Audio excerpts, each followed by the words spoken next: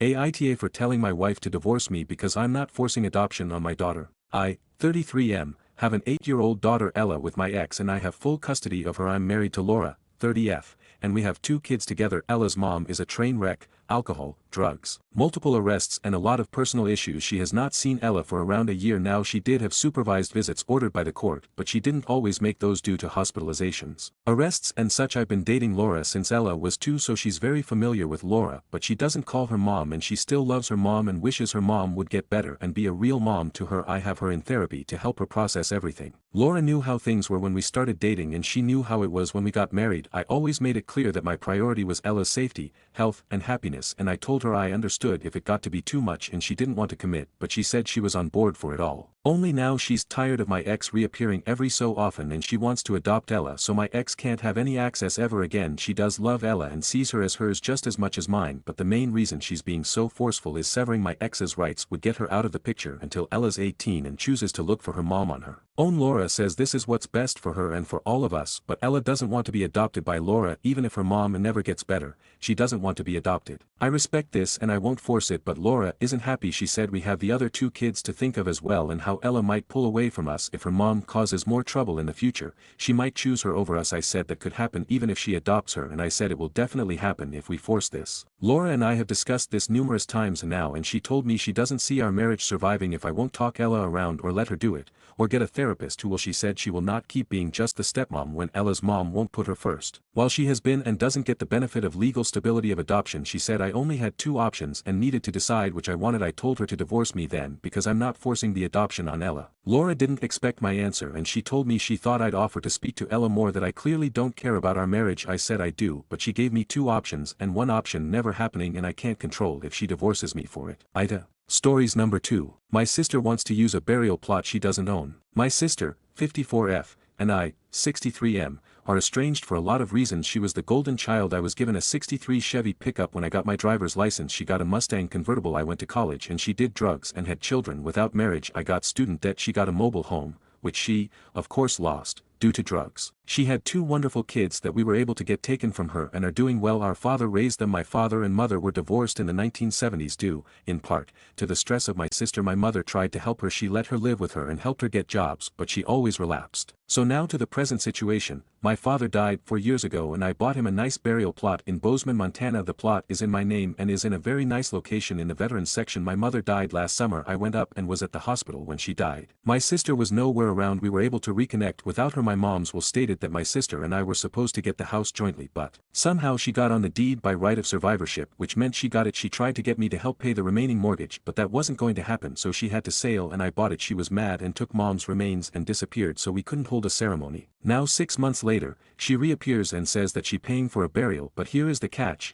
My mother is a veteran, so she has a veteran group to pay for the room, the VA for the headstone, and I get a call from the funeral home asking if they bury her with dad, someone who was divorced from for 50 years. Comments. Commenter 1. I'm sure you know the answer. No. Commenter 2. I'm sorry, she stole your mother's remains. What a fucking bitch.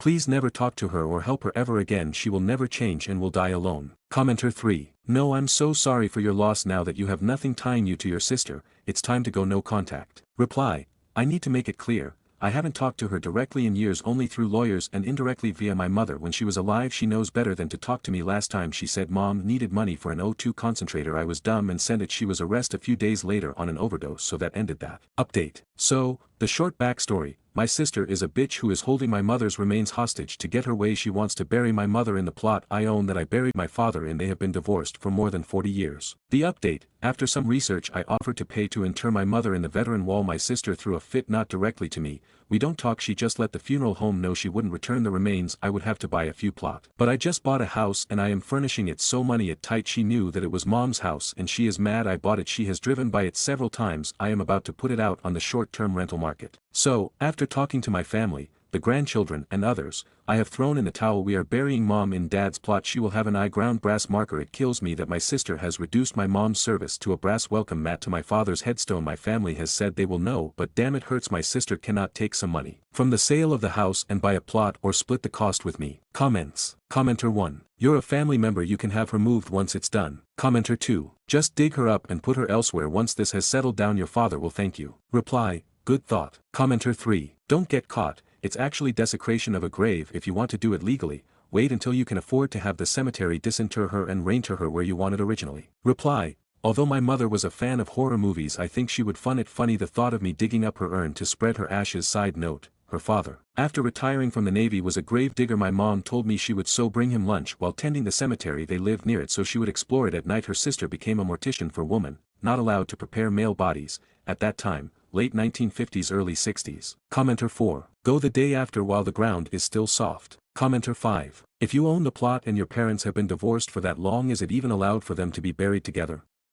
I would assume that unless it is a family plot it would be for just one person, and your mother is no longer your dad's family, so wouldn't be allowed in a family plot. I genuinely don't know how these things work, which is why I am asking. Commenter 6. I have the same question. My spouse's parents were divorced for 20 years. FIL predeceased male FIL was in the military, and was buried in a veteran cemetery. MIL had no burial plans, and wanted to be buried with FIL. FIL probably would have agreed, but would have joked about it. We found out that since they were divorced, she was not allowed to be buried with her ex. Reply. My mom is a veteran too. I am very proud of her service from 56 to 61. She could have been a secretary or medical assistant but decided to be an electronic technician. Not many females of those in the Navy. She worked on the early communication systems for the nuclear submarines in Rhode Island and San Diego, leading edge technology at the time. Last I talked to her, she wanted her ashes to spread in the mountains. Why my sister is insisting on this burial and holding the ashes hostage is a mystery. I am actually surprised I haven't had a ransom note yet. Commenter 7. Your mother as a veteran is entitled to a free space at any national cemetery. Do not take this away from your mother. Bury her with the honor she deserves. The military will pay for it. Contact the VA about it immediately.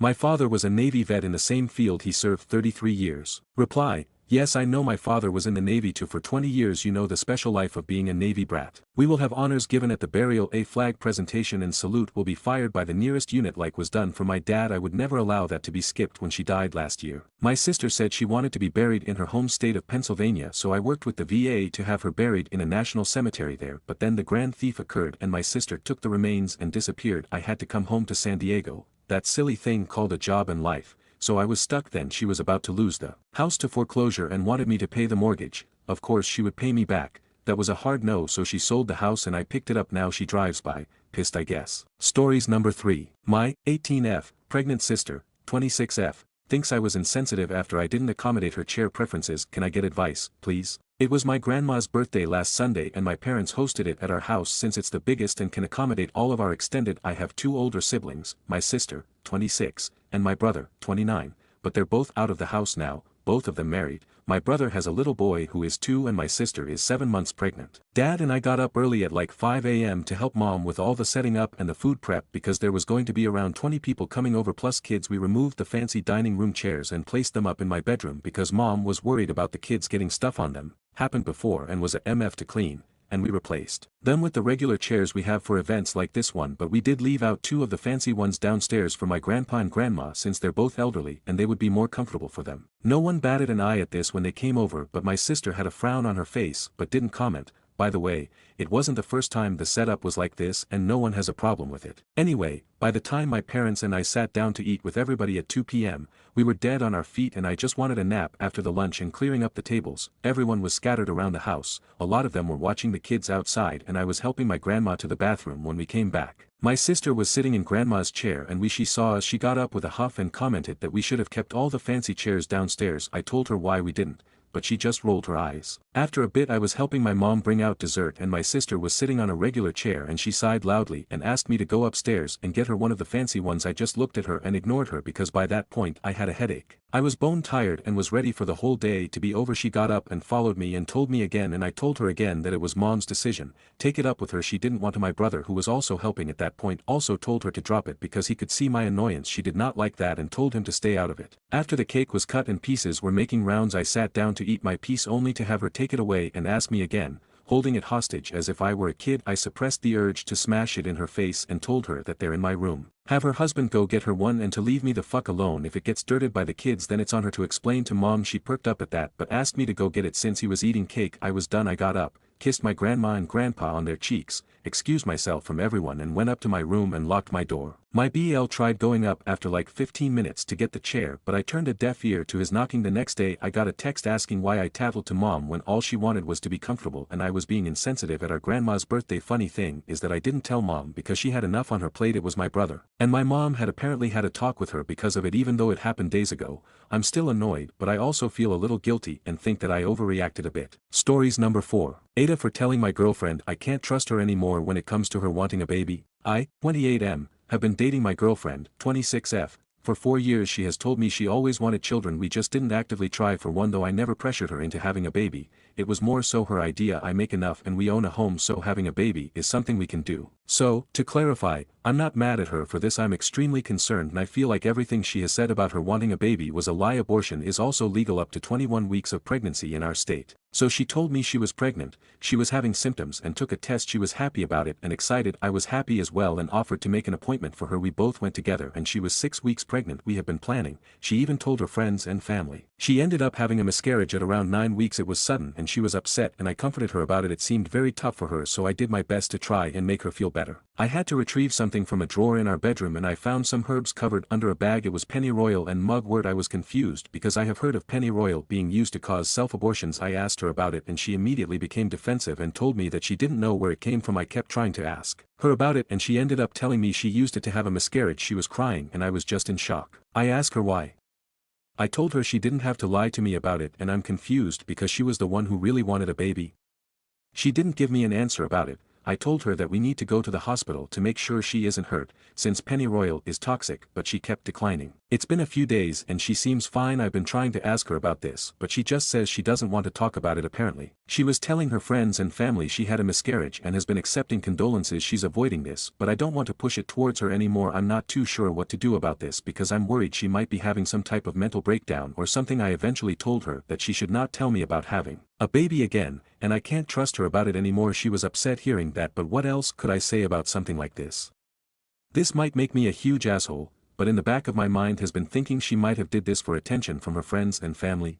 What to do, and I feel like a horrible person for even thinking this stuff. Edit. I'm thankful for all the info on the herbs and all of the advice. I can't comment for a few hours because I'm going to not be on Reddit, but I am going to talk to her tonight, and tomorrow or whenever everything has calmed down I will make an update. Relevant comments. Commenter 1. NTA: speaking as a professional herbalist, pennyroyal in particular can indeed cause damage to the liver or kidneys, depending on the quantity and potency of how much she consumed. Mugwort is less toxic, but has been known to cause miscarriage as it affects hormone levels significantly. I highly suggest getting a checkup and mentioning ingesting those herbs and how much. That said, this is a relationship-ending decision. While your partner has every right to decide to terminate an unwanted pregnancy, she lied to you, concealed her decision to use a DIY, and dangerous, abortifacient, and then accepted condolences for her miscarriage that she probably caused. This indicates a level of mental health problem that is not safe for any future family plans, let alone the loss of trust for having deceived you to such a degree over such an important life-changing event. She needs therapy, and you need to leave this relationship, or choose to never have children. If she decided at a later time in the pregnancy to take herbs like this, there's a serious risk to both her and a possible child. Just because something is natural doesn't make it safe. Hemlock is natural, cyanide is natural. I can name 20 plants that could kill you or make you wish it had. That's why you need to talk to a qualified herbalist before making up a potion. Seriously, you need to leave this relationship. It's not safe, and she can't be trusted. Reply. Thank you for this. She won't even tell me how much pennyroyal she taken, but she did tell me she drank around 8 strong cups of mugwort. I'm guessing she's worried I'd call an ambulance on her or force her to go to the hospital if she told me how much pennyroyal she taken. I didn't see fully how much pennyroyal is left since I didn't get a close look. I'm going to have to recheck in the drawer. I really don't know why she won't tell me. You're right, I think I need to end this relationship, but it might be a mess. I'm going to talk to her tonight whenever I'm not busy. My girlfriend needs to get in therapy because the changes in her behaviors are to be concerned about. Reply. You're right, she needs therapy bad after this, but since I can't even have her go to the hospital, I'm not sure how I can even convince her to see a therapist. I'm going to talk to her tonight, and I'm taking some of these comments' advice to see what I can do about this. Commenter 2. I can see 2 possible reasons why she would do this and act this way after. She realized after getting pregnant that she isn't ready to be a mother, most probable 1. The baby wasn't yours, much lower on the probability scale. Reply. I didn't even think about the second choice for the top choice I also get. but I'm shocked she wouldn't get a medical abortion instead. She's going to have to deal with the negative side effects of the herb she taken. She knows I'm pro-choice because I'm vocal about it, so I'm shocked she didn't come to me to see if I'd either come with her or she would go herself. We even have a Planned Parenthood near us. Update. Firstly, for some context, we have a Planned Parenthood that specializes in abortions like 5 minutes away. I understand people thinking she didn't want to get an abortion because of protesters. I completely understand. I drive by that specific place every single day for work. I have seen no protesters. It's usually empty besides a few cars on the side of the road, but I still understand why she wouldn't want a medical abortion from reading the comments. I asked her why, what was her goal here. She was trying really hard to avoid the conversation and left the room, but I apologize if this makes me an asshole. But I told her if we can't have a conversation about this I have to end the relationship. She came back in and said the reason why she did this was because she never felt like her family gave her enough attention in life, and didn't feel supported by them, so she wanted to tell them she had a miscarriage so they can feel bad for her. I was confused because she could have just gotten a medical abortion and lied about it instead of just harming her body with a toxic herb. I asked her about that, and she told me she wanted to have the experience of having an actual miscarriage. I was so confused and in shock, so I didn't say much else because all of this just sounded crazy to me. She told me she didn't want me mad at her and she doesn't want to break up, and she was literally begging me to not break up with her. I asked her, is there any chance the baby wouldn't have been mine? She said no. I told her she needs to get therapy ASAP. I thankfully make enough to afford therapy, and I told her I will pay for her if she just please go to therapy. She agreed. I also told her she needs to go to the hospital, and I was telling her all of your comments about the septic that can happen and liver and kidney damage, and that kinda scared her into going to the hospital to get checked out. We went to the hospital last night and thankfully she is okay. Apparently she drank around 1 cup of it a day for a few days. I found out she was also taking some other things, high dose of vitamin C, turmeric, parsley. That's pretty much it for now. But I'm not too sure where to go from here. I love her and I do want to be with her, but all of this is so out of the blue. Thanks for all of the comments on the last post. If anything else happens, I'll make another update. Relevant comments. Commenter 1. She sounds like she has some serious mental health issues. Like others have said, if you choose to stay then I would be cautious moving forward. Having kids with her, she's willing to cause herself self-harm for the sake of attention. There is no telling what she would do. If you guys have already had the child, I've seen mothers fake their child's illness for attention before she comes off as deeply troubled and manipulative. I don't think she wants to hurt anyone out of malice, but it's still very concerning. If you stay, therapy is a must. Reply. Thank you. Yeah, the idea of having a baby is well off the table now. I'm not too sure where I'm going to go with this, but I'm heavily thinking about leaving the relationship. After reading the comments, I'm just worried about her possibly harming herself if I do break up with her. Update. A lot has happened from my last post and now everything is calmer now. I'm hoping this will be my last update. Apologies since this is going to be long. In my last post I told her she needed to go to therapy ASAP. Told her I will pay and everything. I just hoped for the love of fucking God for her to please go to therapy. That was the only thing I wanted. I haven't set up anything yet, because she told me she doesn't want to go to therapy now. She told me she will never do what she did again and doesn't believe she needs therapy. I was going back and forth with her on this, but she was very insistent on not wanting any therapy. I told her I can't move on in this relationship if she doesn't do therapy. She was arguing with me about it and told me if I loved her, I will stay in this relationship regardless, and it wasn't even that big of a deal. I was pretty pissed hearing that, because not only did she purposely miscarry the baby we planned for, she harmed herself for no reason, in her words, to experience an actual miscarriage, and I can't even trust her anymore. I was thinking about telling her parents at this point, and I accidentally brought it up out of worry of her mental health, me being pissed off, and she begged me, got on the ground, begged me to not tell her parents. I took her word, because I didn't want her to lose her mind even more over this. I told her I absolutely have to leave this relationship. I told her it isn't my responsibility anymore, because this has honestly been making me lose my mind too. I was holding it back, but I can't really take it anymore. Also yesterday, before this fight, she publicly stated on Facebook that she had a miscarriage and was tore up about it, accepting condolences again in the comments. I brought that up to her, and she told me the same thing in my last post. She was pretty much just wanting to feel important to friends/family. She was so nonchalant about it and honestly seemed like she thought I'd think I wouldn't care. I told her to stop posting about it and to stop telling people. Back to when we were having the fight, I told her seriously I can't be with her anymore. I will allow you to stay here or you can go back to your parents. She was laying on the ground crying. At this point I had my phone ready because my gut feeling was telling me that she might do something to herself. She would come out of the room she was packing in and come close to me and hug me out of nowhere. She said that if I'm breaking up with her she wants a last final hug. The wildest thing is she came out of the room with one of my shirts on, a shirt she was not wearing before, take it off right in front of me, and tells me here's your shirt back. I don't know what she was trying to do. She finally ended up leaving and went to her parents. Right before she left she was crying, and I think it started to hit her that I was actually being serious. She was messaging me and calling me constantly, ranging from her just fixing this together, saying she wants therapy now, and her saying she will never do what she did again. I've been ignoring all of it. I realize this is not my responsibility now, and her parents can take care of it. Like what my worry has been, apparently, she did try to harm herself. Her mom messaged me about it. She said that her daughter is at the hospital and I'm assuming now on a hold because she tried to kill herself. She is physically fine. That is the last of it, and I'm thinking this will be my last update. I am not going back to her,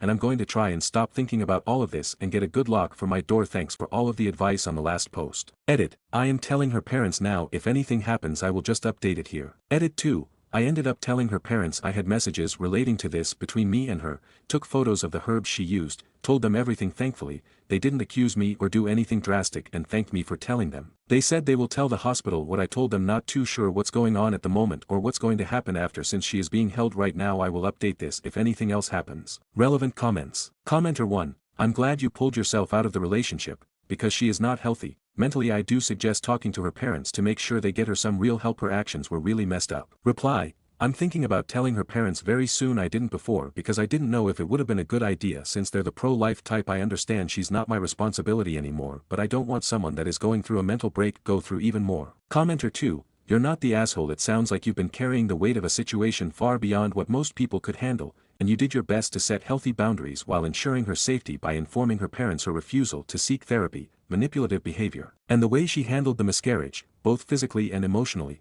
shows serious red flags that you're right to step away from. Her mental health is not your responsibility, especially when she refuses help. You've done the right thing by involving her parents, and now you need to focus on your own well-being. Stay firm in your decision, and don't let guilt pull you back into a situation that's unhealthy for both of you. New update. It's been over a month since this happened and things thankfully haven't been crazy. I was in shock pretty bad during this and it started to hit me, so I've been seeing a therapist about it. As for my ex, her mom has been updating me on her, mostly because how concerned I was for her. I was honestly thinking about blocking her entire family because I wanted to separate myself totally from all and never think about her again, but I decided to keep her mom on my phone for updates at the time. She was in a psych ward for 2 weeks. While I haven't been told a specific diagnosis, she was apparently in psychosis. Her mom has told me she is taking medication and is doing better. The fucked up thing is that her mom has been recently trying to get me to get back together with her, saying her daughter will be a lot happier if I go back to her. I straight up blocked her. I do not want to experience that again, even if she is getting counseling and is on medication. Fuck no, I don't know why her mom is doing that. Maybe my ex is giving her a hard time over this. I don't know. Other than that, it's been calm. I've came to the realization that I'm a lot happier without her in my life and I want it to stay that way. I'm going to stay single for the time being and just stick with myself. Thanks for all of the advice on my other posts. Top comments. Commenter 1. Good on you OP, glad everything has settled down for you. Keep doing the best for yourself. Even if you did get back with your ex, it wouldn't have been in either of your best interests, as both of you are struggling mentally, and she killed your future with her by forcing a miscarriage. Good luck OP. And maybe look into adoption if you're still wanting a child. There's a lot of kids needing parents out there. Best to you. Commenter 2. The mother's only priority is her daughter. She knows that if you forgive her, your ex won't have to spend a lot of time processing the true depths of what she did, because she won't have as many consequences to deal with, which could help to stabilize her faster. It would also lessen the burden that the mother has to deal with if you step back in to help care for her. Neither of those reasons are fair to you, but they are understandable. Blocking her is the right choice. She doesn't have your best interests in her mind, only hers and her daughter's. You can hope that your ex is well, but it's not your responsibility to ensure it at all. Good luck moving on from this mess. Commenter 3. Man, real proud of you. You handled an awful, terrible, unspeakable betrayal so well. Please take care of yourself, reach out to friends and family, don't be alone too much, eat good, gym time. Stories number 5. My F23, BF, M23, just broke up with me because of one of his guy friends lied about hooking up with me before. How do I fix this relationship? My BF and I have been dating for about 10 weeks now. When he officially asked me to be his GF, we mutually agreed to take things slow. Now after almost 3 months we decided it was time to meet each other's closest friends. I know he has told his guy friends about me before, but it would always be very vague. They just knew he was seeing someone. Now on Monday me and my BF were hanging out when I noticed he was being distant. For example, when I snuggled up on him he would not hug me or anything like that, which he usually does. I thought he was just having a bad day, so I initiated sex thinking it would lighten up his mood. After that I asked him if he was hungry and if he wanted to order some food, to which he just shrugged and said, "Don't know, I don't really care." At that moment I kind of snapped and told him he should just tell me if he wanted me to leave instead of treating me like that. He was silent for about 20 seconds and then asked me if I know a guy friend of his, I'll just name him Alex, I told BF I know him from when he's taking about his friends, but I haven't known him before I met him. He asked me if I was sure and I said yes 100% because I am sure I have never met this guy in my life before. My boyfriend was silent again, looked at me and said fine and started putting on his shoes and jacket to leave. I asked him what's wrong and where he's going. He just said, I would have been fine with you hooking up with one of my friends before, but the lying is something I'm not putting up with. I'll go for a walk and I want you to be gone when I'm back. Before slamming the door in my face, I literally stood there in shock, questioning if it was some kind of a sick prank. After about 3 minutes, when I realized he was actually gone, I called my best friend and told her about what just happened. I was so confused I couldn't even cry. I was just in shock. I eventually packed my stuff and left after my best friend told me it's probably the best to just give him time and space. My best friend picked me up at his place and we drove straight to hers since she didn't want me to sleep alone that night. I texted him, I just want to let you know that I have no idea what you were talking about earlier. I'm not lying and I do not know Alex. I'm very confused right now, but I want to give you the time and space you might need right now. Please call me when you are ready to talk. I don't want to lose you over something like that. I love you, and turned off my phone before trying to sleep that night so I wouldn't stare at my phone every 2 minutes hoping he replied to my text. Obviously I couldn't sleep that night, so I turned on my phone at around 3 a.m. to a lengthy text from him mainly stating how disappointed he is and how much I've hurt him. He told me he wanted to talk the next day at his house. At around 4 p.m. my best friend drove me back to his house and waited in the car for me. My BF was already waiting for me and I wanted to hug him, but he asked me not to touch him. I broke down crying in that moment. I couldn't get a word out and he tried calming me down. He eventually started talking and told me he was hanging out with 5 of his guy friends when he casually brought up that him and I are official now and he wants me to join the next time the other guys bring their girlfriends. They congratulated him. Some of them asked questions like how old I am, where we met, etc. Alex asked him to show him a picture of me, which my boyfriend did. When one of his other friends looked at Alex and Alex just asked my boyfriend if he's joking. My BF asked them why he would be joking and Alex basically told him that me and Alex used to hook up occasionally for about 5 months 2 years ago. Mo immediately accused my BF of breaking bro code, telling him there was no way he didn't know. The other guys joined saying it's not breaking bro code because Alex just banged me and it was nothing serious. My boyfriend was mortified and told him he never knew Alex was seeing me and I never told him, even though I've seen him when BF showed me pictures of his friend or when Alex would snap him or things like that. My BF asked him if he didn't recognize me before from the things he's told the guys about me or when he would post candid pictures of me like me walking in front of my boyfriend, etc. He said no because I changed a lot, which is true. I lost about 50 pounds and wear my hair different now. My boyfriend said Alex knew oddly specific things about my body like tattoos you cannot see unless I'm in underwear, or scars, etc. At this point I was freaking out because I honestly have no clue where he knows this details from. My boyfriend said it hurt him to find out this way, but he would have gotten past it because he could understand me being uncomfortable telling him about my past with one of his friends. But he won't forgive me the lying straight in his face. I know my boyfriend has some trauma regarding lies and dishonesty, which is why I would never lie to him. I told him exactly that, but he didn't believe me and I can't blame him. Everything Alex told him sounds real, and while I'm desperately trying to win my boyfriend back, I'm freaking out about the fact that Alex knows what I look like naked. My boyfriend told me he does not know if he can move on from that. I asked him if he wanted a break and he just said I don't know. I apologized and no looking back. He probably thinks that was my way of admitting I left his place and broke down in my best friend car crying again. It's been 2 days and he hasn't said anything. This uncertainty is killing me. I honestly do not know what to do right now. How do I fix this relationship? Relevant comments. Is your ex trying to find a way out of the relationship because of Alex? Reply. My best friend thinks he's lying to get a way out too. She thinks he's realizing things are getting serious with us talking about meeting each other's friends and wants some excuse to break up now, and his friends probably don't even know we're official yet. It just doesn't make any sense. He was the one to bring up meeting each other's friends. Also I feel like even though I might sound naive he wouldn't lie to me. At least I hope he wouldn't. I've come to Reddit because all my friends and family are telling me to just let him go because he's not worth it, but I honestly feel so heartbroken right now because it's something I had no control over. I've been making all kinds of suggestions to my BF, but he's ignoring me. I just can't believe it's so easy for him to cut me out of his life completely. Your ex should cut Alex out and find a new friend group. Reply. I can only hope for my ex that he end up doing this for himself. However, even though I still have love for him, there is no chance we're ever getting back together, and I think he's realized that too by now. Update. Hey guys, I've read all the comments you've been leaving under my last post, and even though I've been on Reddit for a minute now, I realized I really don't know how to do this update stuff the right way, but I'll try anyways. First off, thank you all so much for all the comments and advice. Even though I didn't like reading some things you guys said at the time, it opened my eyes. I did not sleep with my ex-boyfriend's friend. I'm not lying. I know everyone I've ever slept with and he's not one of them. In the days after my initial post when my ex went radio silent, I had all the time in the world to reflect about this relationship, and I started to realize that there were only two options. Either my ex was lying to me or Alex was lying to him. I stopped reaching out to my ex, and I guess it made him suspicious. 3 days after my post, my ex reached out to me through text asking me if we could talk. At this point I wasn't sad but mad. I texted him a message basically saying that I'm not insane and I know what I did and what not, that either Alex is ruining our relationship or he's, my ex, lying to me, and I'm done being framed as a bad person when I've done nothing wrong. I also told him that at this point there was no going back for me, especially as I realized I started to build resentment towards him for sleeping with me right before everything blew up, so I'd rather wrap this breakup up as fast as possible. He read this message and was typing for like 20 minutes before calling me. He was crying and asking if we could meet up. I complied, but under the condition that brings all my stuff. Because I was not playing this game anymore. I'm currently staying at my parents' house, so he drove here still crying when he arrived. I honestly just wanted him to drop off my stuff and leave because I was scared I was gonna cave in eventually. He asked me if he could come inside so he could explain himself. I asked what's there to explain, but he insisted I deserve the truth before breaking up completely, so I let him in and we sat down to talk in my room. He started by saying that I am the woman of his dreams,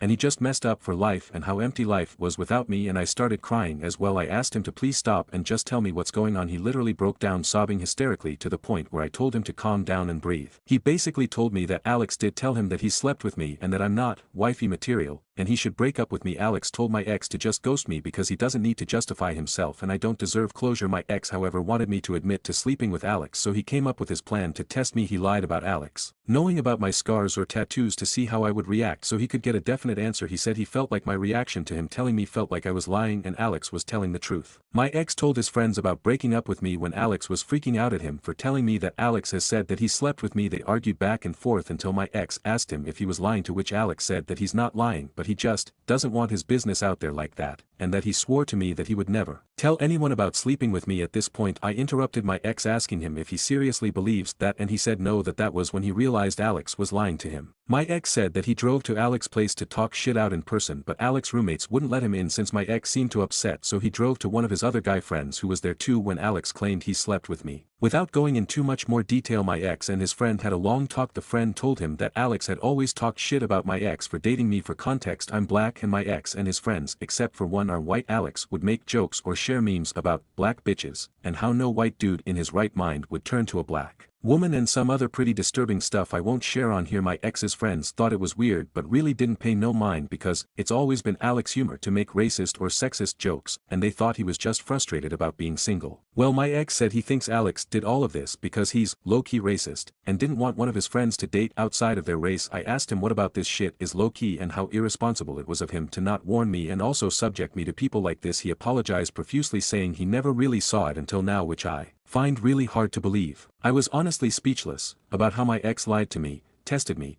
how he's casually hanging out with racists. My ex went on telling me how amazing I am and he can't believe he ruined everything for another 5 minutes or so until I asked him if there's anything important left he needs to tell me or if anything is still unsaid. He said no and that he doesn't want to be selfish but all he could ask is for me to consider the possibility of mending this relationship with the help of God. I didn't say anything and just got up, opened the door and asked him if he had my stuff in his car. He said yes, so we went downstairs and I got my stuff out of his car. He asked if he could hug me. I said I don't know, so he hugged me and told me he's sorry and I went inside again to call my best friend. My ex has reached out to me about 10 times or so until I blocked him everywhere. One of his guy friend's girlfriends even reached out to me saying that she feels for me and that she met Alex and he never once said something like this in front of her and how we've all been deceived. I told her that as good as her intentions might be, she should tell my ex if he still has some respect for me he would make sure that nor him or one of his acquaintances would ever reach out to me again. As weird as it may sound, but finding all of this out just made it easier for me to move on from him. I am still in shock and I'm still hurt, but I realized that in the time of us dating I never knew who he or his friends were. In the past weeks I've really started to heal and reflect on me and my attachment style. As some of you suggested, I've never been single or not dating anyone for longer than a month and I tend to get wrapped up in my emotions so easily, and I realized that I was always a little scared to be completely single. On top of that, I tend to fall for people who carry a lot of emotional burden themselves, so I'm working on that at the moment. I'm sorry if you expected a dramatic plot twist of me admitting to sleeping with Alex or anything like that, and thank you again guys for all the comments. Relevant comments. Has your ex always believed Alex at all with the tendencies? Reply.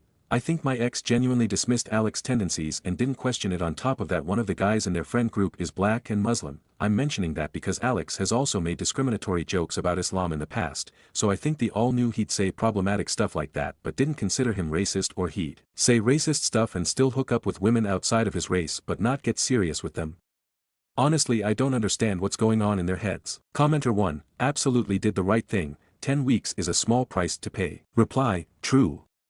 I hated that hearing that in the beginning because I felt like I've known him forever and I thought, he's the one, but truth is I don't even consider people friends after 10 weeks of hanging out with them. Commenter 2, here's the thing about our friends, it's not bullshit when he says that he did not really think his friend was actually racist and didn't really pay much attention to it. When someone is your friend, they're your friend because you trust them and you see good in them. You tend to have a blind spot when it comes to your best friend, so when your best friend tells you that they slept with your girlfriend, then you have a better chance of believing them because why would your friend make it up? It doesn't make sense to you in your mind. In my view of this, I think two people are being punished. I think the OP was punished for something that she did not do and was treated terribly by her boyfriend's friend. I also believe that her boyfriend is punished because he put his trust in his friend and that cost him his relationship. I understand that the OP is mad at him for not believing her, but I think she also needs to understand that it's not like he was choosing to believe a complete stranger. He was choosing to believe someone that has been his friend for a while, and that up until this he had no reason to not put all of his trust into. I think that is something that should not exactly be glossed over. I think for both people in this relationship, they are both people that deserve a lot of sympathy. It sucks to be betrayed by someone that you trust. Reply,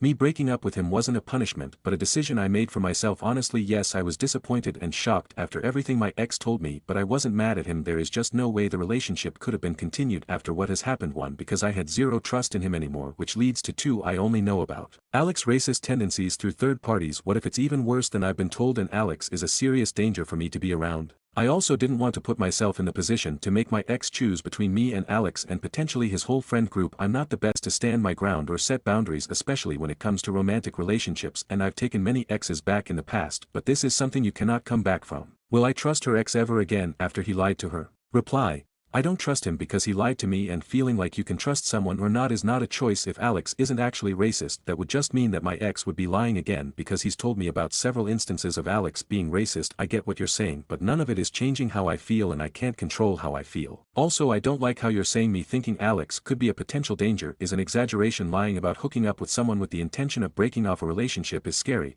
It also implies that Alex didn't want me around my ex. At the end of the day, I'm not trying to find out what lengths Alex would go to, so I chose to leave. Stories number 6. Aita for giving my son $15,000 for his wedding knowing that it would not go down well with my daughter. My 50M son, 29M, is getting ready to marry his fiancée of 3 years. I know her and I very much approve of their marriage. She's awesome and I couldn't be prouder of my son. I told him that I'd help pay for his wedding and his mother, and I managed to put together $15,000 which should help them have a pretty decent wedding. My son announced his wedding, and eventually my daughter, 27F, found out from my son's fiancée. She called me pretty irate since money has always been a sore spot between us. Around 10 years ago, my son went off for college and my daughter went shortly after. My son went to a local community college and later became a welder. My daughter was always more academically minded than him and got accepted to a pretty great school in New York for music. Problem is, my wife and I made too much money for her to get many grants or scholarships. I paid for my son's community college in full, but my daughter's college fund would basically only cover 1 year of tuition at the nice school and I'd be out of pocket a little for room and board as well for that year. I told her that while I am so proud of her for getting into that school,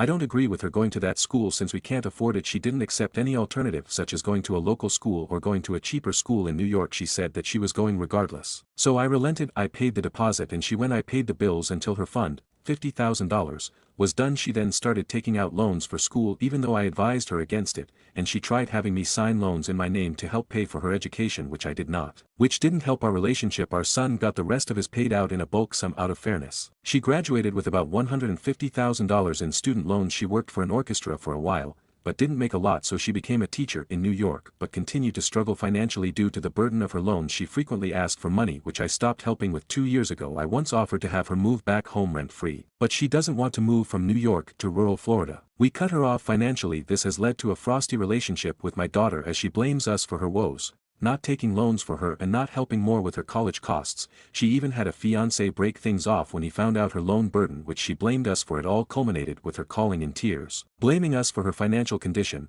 calling us terrible parents, and that since we obviously care for our son more, he'll be the only one we have contact with. We tried to reassure her that we still love her so much and we'd make a similar contribution should she get married. But that didn't help her calm down. She hasn't returned our texts or calls in a while and we're pretty beat up about it. My wife especially is crying pretty often. Did I mess up? Am I the a-hole? I miss my baby girl. Stories number 7. Aita for telling my ex-boyfriend's daughter, it's not my problem. I, 38F, dated John, 40M, for about 6 months. We had known each other for a year before we started dating. We broke up 3 months ago. The reason for the breakup was because of his daughter, Tia, 16F. From the very beginning she was hostile towards me, rude comments, putting me, my cooking, etc. down, constantly referring to me as that bitch. She said I was the reason her parents broke up. False. They broke up 10 years ago, 9 years before I met John. I have a stepmom who went out of her way to try and push her way into my life, so I actively did everything I could to be the exact opposite. I tried to give her space. I tried talking to her, asking her what I could do to at least make things between us civil. Her answer, I could voluntarily leave this world. John was no help. He'd threatened to ground her, take her things away, but they were empty threats and Tia would just continue her tirade against me. Her mother, Chloe, who honestly is awesome, even tried to talk to her and figure out what her problem was. Tia couldn't come up with one reason why she didn't like me. She just didn't. It all came to a head one night while they were at my house. We had ordered food and I went to go pick it up. When I got back I found John in my dining room, sweeping up the remains of my grandmother's antique picture. My grandmother meant the world to me, so seeing the picture destroyed broke my heart. I demanded to know what happened and Tia gave me a smirk and said, "Oops, it was an accident." I asked her how it was an accident, and she just shrugged and said something like, "I think I bumped the table and it just fell off. There's no way that can happen. My dining table is heavy. You would have to slam yourself into it to even shake that picture." I told them to leave and spent the rest of the night crying. The next day I called John and told him I couldn't do this anymore. He tried to talk me out of it, but my mind was made up. Fast forward to 2 days ago. I leave work and there's Tia. She started going on about John's new girlfriend, Jane, how Jane is a monster. Evidently Tia tried her old tricks on Jane, but Jane gives it right back to her. Tia calls her names, Jane calls her names back. Tia insults Jane, Jane insults her back. The worst was that Tia accidentally broke something of Jane's and in retaliation Jane took Tia's phone and smashed it. I asked her if she had told her mom she had, and Chloe decided that Tia wasn't to go over to John's anymore. I told her something like, "It sounds like everything's settled." Then Tia started crying, asking if that was it.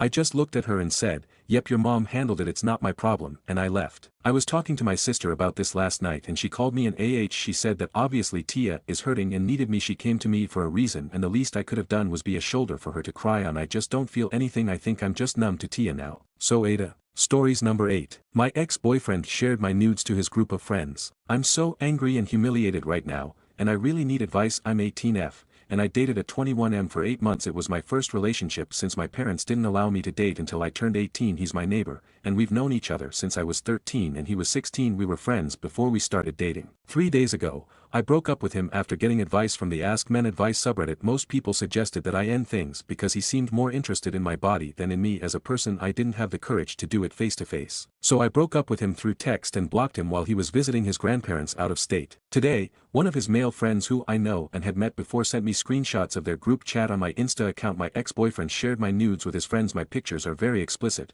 and one of the guys in the chat even offered him $200 for more pictures. And my ex actually agreed. The same friend who sent me the screenshots told me he did it so I would confront my ex and talk to him again to solve this issue. He also said he was disappointed by my ex's behavior. The friend tried to tell my ex to delete the pictures after the breakup and not do anything like revenge porn. However, the other guys in the chat mocked him, calling him weak for not enjoying the pictures. I feel so betrayed and humiliated. I unblocked my ex and tried to call and text him, but he's not responding. He's returning home in 2 days. I want to confront him, but at the same time, I don't even want to see him in person. This was my first relationship, and it's ended in the worst possible way. I feel like crying all the times. How should I handle this situation?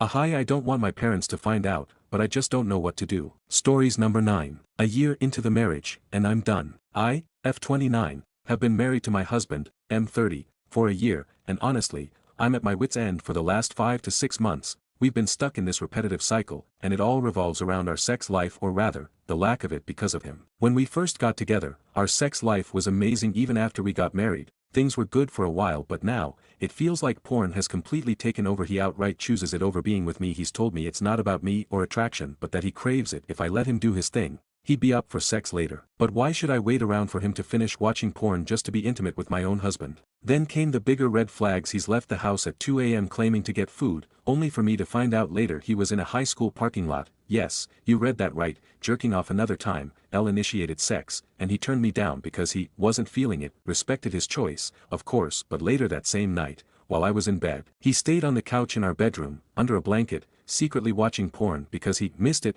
The next day, when I tried to talk to him about it, he admitted that's exactly what he was doing. It's gotten to the point where I feel like I'm competing with a screen. He even says stuff like, porn is part of me, it's who I am, as if it's some personality trait. I'm high libido, so this really bothers me. LVE tried everything, initiating, communicating, he'll even try to spice things up, try new things, and even suggesting couples therapy. But he flat out refuses to go. At this point, I don't even recognize him. I still love him, but when I look at him now, I feel nothing. I'm trying not to lose respect for him, but it's so hard when this is what I'm dealing with. I feel like I'm mourning the man I married and questioning why porn addiction is being normalized. Any advice? Has anyone been through this?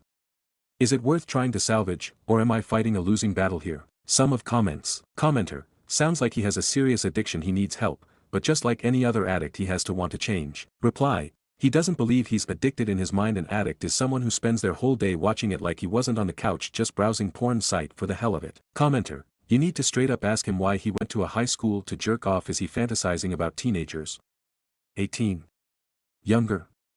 His behavior is becoming potentially harmful to children. Reply, he felt suffocated at home, so he found a place quiet enough. That was his response. To another commenter, no, he wasn't creeping on teenage boys, it was 2 a.m. he just wanted a spot where he could watch porn guilt-free cause he knows I tired to initiate before. Commenter, it's a hard question to ask when so involved with the issue, but maybe ask him, why do you prefer porn so much more than being with me? What's that about? Possible answers. There's no pressure for me to perform when I look at porn. I have kinks I can explore in porn that I don't think are welcome in our relationship. It's a time when I can just zone out, where it's just for me and I don't have to worry about anything else. It's a fix that I can't get enough of. I'm addicted. It's a way to relieve stress. I don't know why I do it, I just do, and I don't want to stop. I like it. Reply, that's the thing though, I'm pretty open to trying anything out at least once, and that's exactly what I told him, and still nothing. All he said was, you don't know what it's like to be a man. Like WTF. He does it because he just loves it, no other reason. He just loves watching other people fuck. Commenter, you are still too deep in love, even at a point of losing respect, because this shit would theoretically make me spend my life savings to separate from this man, but I'm not the one deeply in love with him before he dropped his mask, so I'm giving OP the benefit of the doubt. Reply, honestly I don't even think I'm in love with him anymore after all that he said and done. A part of me will love him, yes, but in love it that faded the moment he admitted to the yanking it in a HS parking lot. Commenter, there is not a single person who is going to advise you to stay with him. Counseling is his responsibility, his mental health is his responsibility, and his addiction is also his responsibility. You deserve someone who is healthy enough to build a decent life with and to have a good marriage with. Honestly, as much as it pains me to say it, you have to let this man go. He was never ready for a responsible relationship. Reply, and that what pisses me off. I was loving my life, living alone, had my own place, then he came with this facade. Why waste my time? Why look for a relationship to begin with? Pissed is an understatement. Commenter, he woke up in the middle of the night to jerk off in a parking lot and says, porn is a part of me. Would you have even went on a date with this person in the beginning if you knew that? It's okay if you love him now, but don't forget that you have standards. Reply, no, I would have left the moment he said that. He hit it well, and now the mask's off. He just doesn't care. He just says, I want porn. Update post. First, I want to say thank you to everyone who commented on my original post. I didn't expect so many responses, but I appreciate all the advice and perspectives. It really gave me a lot to think about. After reflecting on everything, I decided to have a serious conversation with my husband about what I shared in the post and some of the things the comments brought up. I suggested counseling again, but he wasn't interested, so I decided to take the step for myself and booked an individual session for this Sunday. As for us and this marriage, I've decided it's time to move on and heal. This morning was the final straw. He was in the mood and started feeling me up, but when it came down to it, he still preferred porn over me. It's not that he's not horny, he just doesn't want me. When someone shows you time and time again that they choose a screen over the real thing, it's clear where you stand. I don't have family nearby, but my friends came through for me in a big way. I don't have much money, but I managed to find a room to rent and will be moving at the end of the month. My friend is going to take care of my kitten in the meantime, and I've decided to leave tonight for the weekend to give him the space and freedom he clearly values so much. I'll come back on Sunday night to pack as much as I can. Before leaving, I asked him one last time, are you okay with losing me? You're not going to fight for us at all? His response was, why would I do that? I'll never beg anyone to stay, that's just desperate. And with that, I'm at peace. It sucks, it really does, but I know I'm making the right choice. Another chapter closed. I guess divorced because of porn. What a way to go, huh? Thank you all again for your support. Sum of comments. Commenter, I don't know if this is true, but if it is, it seriously pisses me off. By some miracle this man met a girl who married him, but he doesn't show any interest and prefers to live in a fantasy. Meanwhile, many people who lost their loved ones would do anything to just hold the hands of their other halves one more time. Life is such an unfair mystery. Reply, it's hard to believe it, but it's true, and that's just half of it. LOL. If I post everything he's said and done in the past year, I think we'll all either need therapy or ride at dawn, cause some of the things he said was out of pocket and hurtful. I honestly don't know if there are any women out there who's okay with porn being chosen over her. But he thinks and believes it can be achieved. Commenter, I'm here to ride at dawn, say the word. Reply, word. This shit is tearing me apart. LOL. And all he says was, why are you crying now? Commenter, I'm proud of you, wishing you all the best in this new chapter of your life. Reply, thank you. I never thought Reddit would be the one to open my eyes and walk away, but I'm grateful for every advice I received. I respect it and I'm implementing it now. Commenter, it is long past time to leave. Good luck. Reply, yeah, I just decided to leave. I'll look into getting a divorce once I get to my friend's house, figure out where to go from there. Stories number 10. Is this normal wedding behavior? Need advice on a guest list dispute. Hi everyone, first time poster here. My fiancé and I are getting married this summer in England, and while we're thrilled, a family issue has cropped up that's left me wondering, is this kind of drama common? We're inviting around 110 people, mostly close friends and family. My fiancé and I agreed to only invite people we've both met and to be selective about inviting spouses, no +1 for any guests. I have a large family, so only a few cousins, aunts, and uncles made the cut. One of my aunts, who lives abroad, is invited along with her husband and 2 sons. Her older son is bringing his long-term partner, but the younger one, YG, has only been dating his girlfriend for a year, and neither of us have never met her. We didn't extend a +1 to him. When we sent out save the dates, my aunt asked if YG's girlfriend could come. I explained that we're keeping it to close friends and family. She brought it up again at Christmas, and I reiterated that we're not offering +1s to any guests, as we don't want to be doing intros at our wedding. She pleaded with me to reconsider, but I stuck to my decision. Now, YG has also asked, and I politely declined again. My aunt has since messaged me multiple times, asked if she could contact my fiancé to change our minds, and is even trying to rope in my dad and brother to argue her case. She claims that she's looking forward to a family trip, so it's important for YG's GF to come. Otherwise she will feel left out. Not my problem. She's delayed RSVPing and is threatening to skip the rehearsal dinner over this. Is this normal behavior? Have others dealt with similar guest list drama? Would love to hear your thoughts. Stories number 11. Covert aggressive coworker hated me and adored his trad wife until she inconvenienced him with stage 4 cancer and asked me to replace her. A recent post reminded me of the time this absolute hostile man-child I worked with told me that his wife was diagnosed with cancer, and he jokingly stated he was looking for a replacement. He cited that statistic, whether true or not, that men leave their sick wives. He told me it was normal and part of survival. He stated he was serious and that I would be a good match for him because of the way I raised my children. He also wanted me to know that I'd be spoiled like his then wife. This man had been nothing but rude and disrespectful towards me up until this point, and suddenly he was telling me matter-of-factly that I could be his new wife, as if I asked or cared. More importantly, he had just received the news that his wife was dying and immediately began shopping around for a replacement. This was a man who claimed to adore and admire his spouse. Before this incident, he would attempt to belittle me by comparing me to her for no reason. He was always singing her praises and saying how lucky he was to have her. Reminder to choose your spouse wisely. His wife believed that his willingness to spoil her was a sign of his love and devotion, when the truth was he was willing to do it for whoever was having sex with him and doing all the childrearing labor. She gave him 5 children. I recently commented on another post how misogynistic women, pick mess, end up marrying misogynistic men who are not genuinely loving or loyal. Pushing the trad wife narrative is going to lead to a lot of women being trapped in a loveless marriage where they will be replaced as soon as the man feels inconvenienced or bored. Additionally, I want to add that if your partner despises a woman at work who hasn't really done anything to him, he's most likely attracted to her and can't handle not being able to sleep with her. I've seen this play out so many times at this point, it's pathetic. Edit, I forgot to mention that his wife did pass. Before she passed, she got better for a bit and he would rage about her going to the gym and taking their toddler to childcare. At the time she believed she recovered and was celebrating with a personal wellness journey. The cancer came back and spread to her brain. She basically spent about 25 years dying. A month after burying her, he was traveling with his new GF, 20 years his junior. Stories number 12. Aita for promising my GF that I will help her with her loan, but now I am backing out cause she cheated on me. I, 23M, been together my GF, 24F, for almost 4 years. She was my first GF. I loved her way too much, and to be honest I still love her somewhat. We were school friends. My GF in early 2024 said that she wants to apply for masters and she asked me if I could help her. I instantly agreed cause back then I thought she would become my wife and I should support her. So I asked my father if he could help fund my GF's education. my father is quite successful and he agreed, but he said he won't give her the money but she should take a loan and he will cover up 60 to 70% of monthly payments, and my GF's family and my family agreed. But 3 months ago my GF cheated on me. She came to me and said that she had made a huge mistake. She got drunk in a party and kissed some other man and they oraled at each other and had sex for a while in my own fucking car. I was devastated. I loved her so much and I forgave her, or I pretended it. I was in depression since then, but I hid it from her and everyone. She apologized to me and said she fucked up and she wanted to come clean and apologized to me and didn't want to hide it from me. I told her that I forgive her and she and her family took the loan. Call me petty or vengeful, but I was so hurt. I didn't feel good about my partner is sleeping around and expects me to forgive her while seeking financial help from me just because my father is rich. Fuck that. So a few days ago I told her that I am breaking up with her and she won't get any more financial help from us.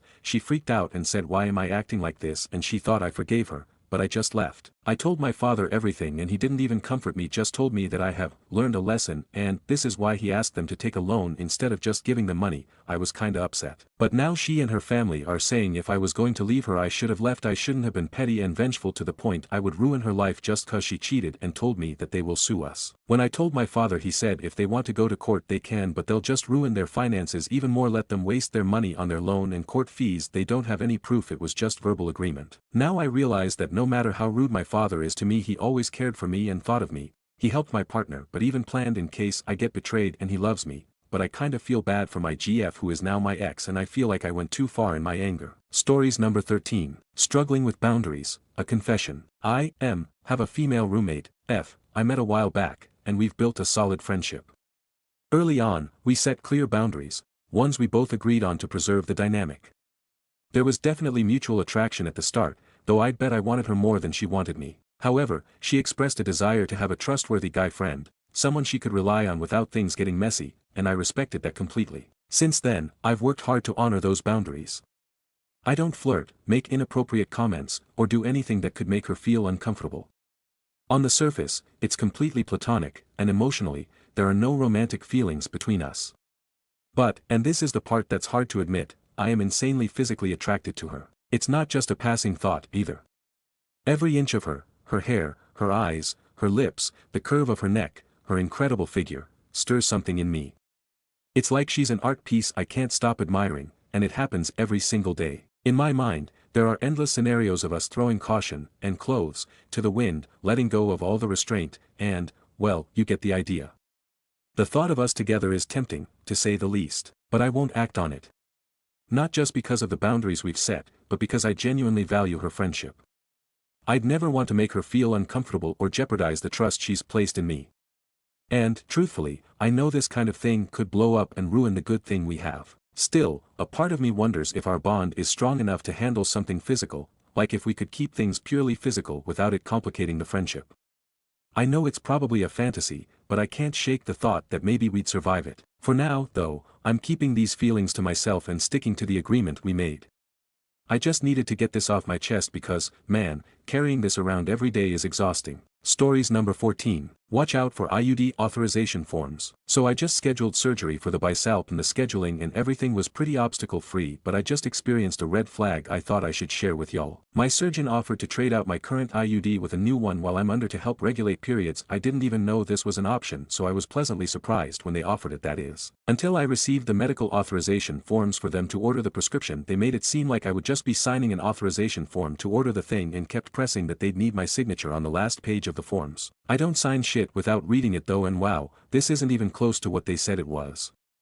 In fact, my signature isn't even needed at all on any of this, and the last page of the form is 100% only authorizing permission to sell my data to Bayer, including my name, address, phone number, medical diagnosis, treatment, and insurance information, and all that through several other companies they use that aren't subject to privacy HIPAA laws in any way. It also states that refusal to sign the form will not affect my treatment, payment for treatment, enrollment in a health plan, or eligibility for benefits. I told the office that I declined to sign the form and they responded okay, no problem. But how many women have signed this without reading, thinking it was required because their medical provider's office told them it was? Please be careful out there with your data going to corporations in these trying times, y'all. Stories number 15. Navigating a personal crisis while starting a new job. I recently started a new job after consulting for this company for 6 months. It's only been 2 weeks since I officially joined, and earlier this week, I completed my in-person onboarding. Everything seemed to be falling into place, until today. This morning, I found myself in a situation no parent ever wants to face. My 12-year-old daughter and her friend attempted to overdose on Tylenol while at school. We're now sitting in the hospital, trying to process what happened and what comes next. My daughter has been struggling with her mental health for a while now. She's in therapy, and I've been open with my boss about her challenges, as her therapy sessions occasionally overlap with my work meetings. But now, everything feels like it's spiraling. I'm overwhelmed and heartbroken, and all I want is to be present for my daughter during this critical time. The issue is, I don't know how to approach my boss about this. This company has made it very clear that hours worked and productivity are priorities. Just this week, there was a discussion about the importance of working through holidays or minimizing time off, and I'm afraid this situation might be misunderstood as me trying to take advantage of the upcoming long weekend. I don't want to work. I don't want to get on a call or manage emails. I just want to focus on my daughter and her recovery. But I also don't want to jeopardize my position or give the impression that I'm not fully committed to the role, especially since I'm so new. How do I explain this to my boss in a way that conveys the gravity of the situation without risking my job? Should I be direct about what's happening, or keep it vague to maintain some level of privacy? Any advice or personal experiences would be greatly appreciated. Right now, I feel like I'm walking a tightrope between my professional responsibilities and being the parent my daughter needs me to be. Stories number 16. My 27F, best friend, 27F, is getting married tomorrow with my ex, 29M. How do I recover from this? Post might be too long, sorry. I have no one to talk to cause this all happened in the past and don't want them to think I still have feelings for him, which I've truly moved on a long time ago. My ex and I dated for over a year. Our relationship felt forced. I insisted that he date me, hoping he might catch feelings for me. I noticed I invested more in our relationship than he did. He put in minimal effort while I kept doing things out of my way. I have this best friend, and we've been inseparable for a decade, until we had to migrate. I went to Norway, and she moved to the US. I met my boyfriend in university, and he was also a friend of my friend. I kept being told that I shouldn't force anyone to be with me, but I thought if he didn't want to be with me, he could have said no in the first place. Anyway, my best friend and I hadn't seen each other for 7 years. We planned a trip, and I invited my boyfriend. It was our summer, so it was fine to go abroad. It was a 14-day trip. My boyfriend and my best friend truly hit it off. Don't get me wrong, my best friend is the most genuine, kind, and funny person I've ever met. She's the social butterfly between us. She always makes sure I'm comfortable because I'm kind of an introverted person. To be honest, throughout our friendship, she put in more effort than I did, even more than my ex-boyfriend. He barely did anything for me. It was painful to see him in those 14 days. He was never as fun, caring, kind, or effortful with me. Both of them are adrenaline junkies, adventurous, and like to party. We made a plan.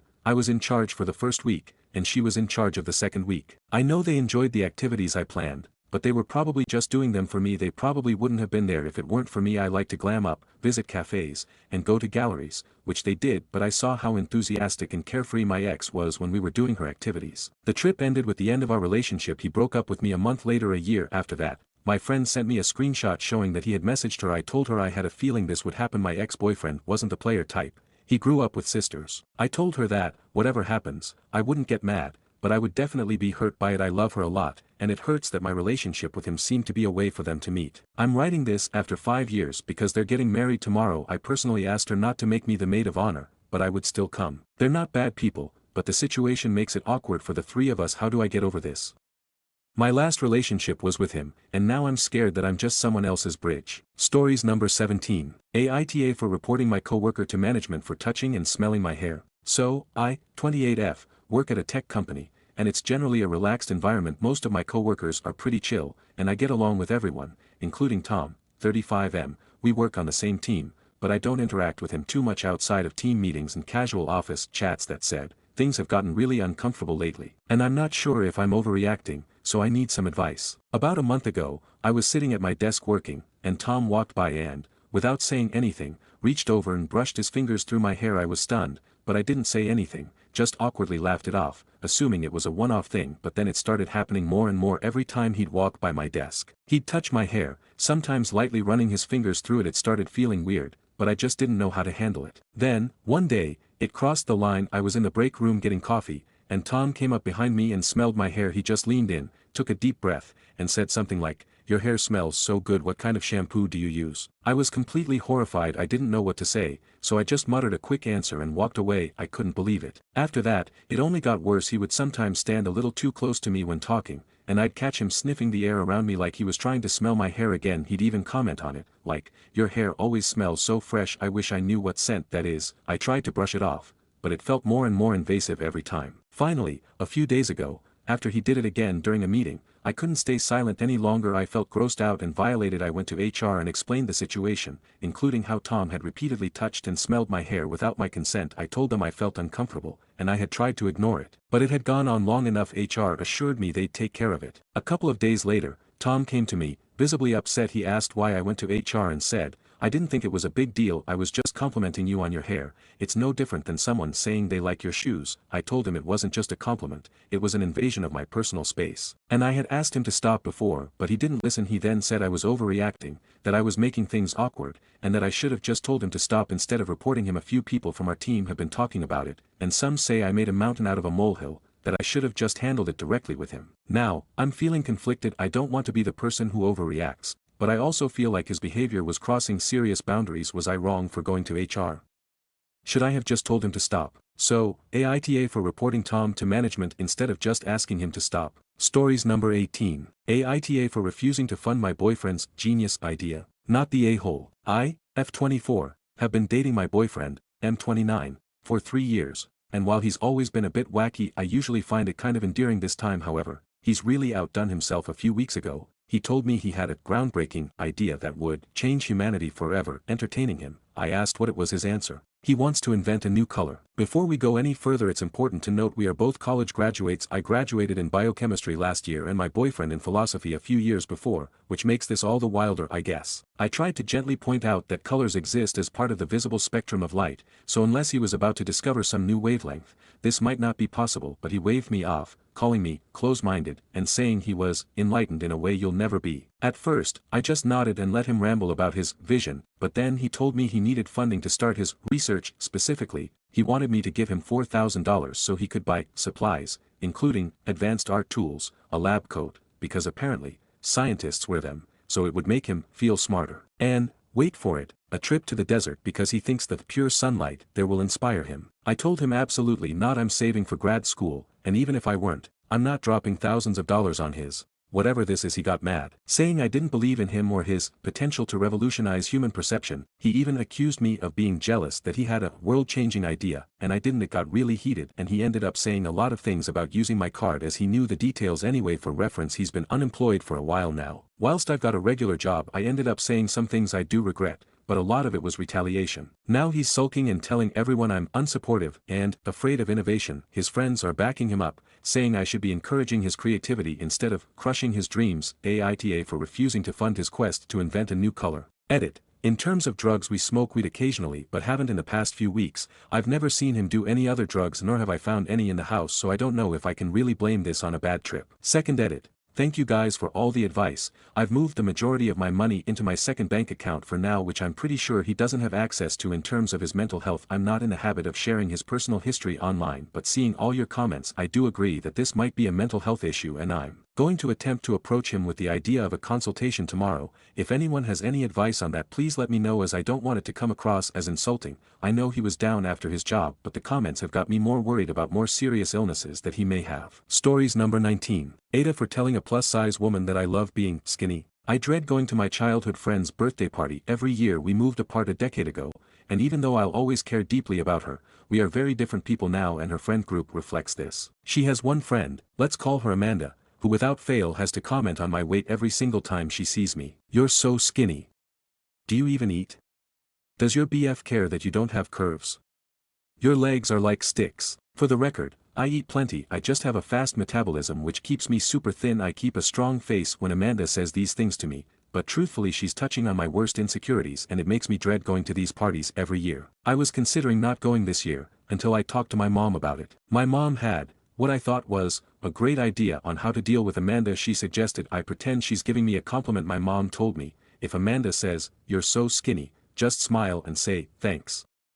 I love being skinny," and if she looks disappointed at your response, you'll have proven she was trying to insult you. I thought this was great advice. However, something I had failed to mention to my mom was that Amanda was overweight. I didn't realize this meant I was entering potential territory. Anyway, the dreaded birthday party day comes, and of course, no surprise, Amanda immediately looks at my arms and comments how tiny they are. I ignored this comment. Then later on in the day, we were standing in a group together and she was eyeing me up and down. She chuckled to herself and says, "God, you're so skinny." And I thought, okay, here is my moment. I turned to her, smiled and said, thanks, I love being skinny. And I am completely serious here. She slaps me in the face. I was in complete shock, just staring back at her, mouth hanging open with my hand on my cheek. Everyone was silent. She suddenly bursts into tears and runs out of the room. Two of her friends chase her, only one other girl and my childhood friend asked if I was okay, but everyone else was just shooting me dirty looks. I promptly left the party, which sucked cause I had a 2-hour commute and had planned to sleep over. The next day, I was texting with my childhood friend about it. She basically thinks that even though Amanda shouldn't have slapped me,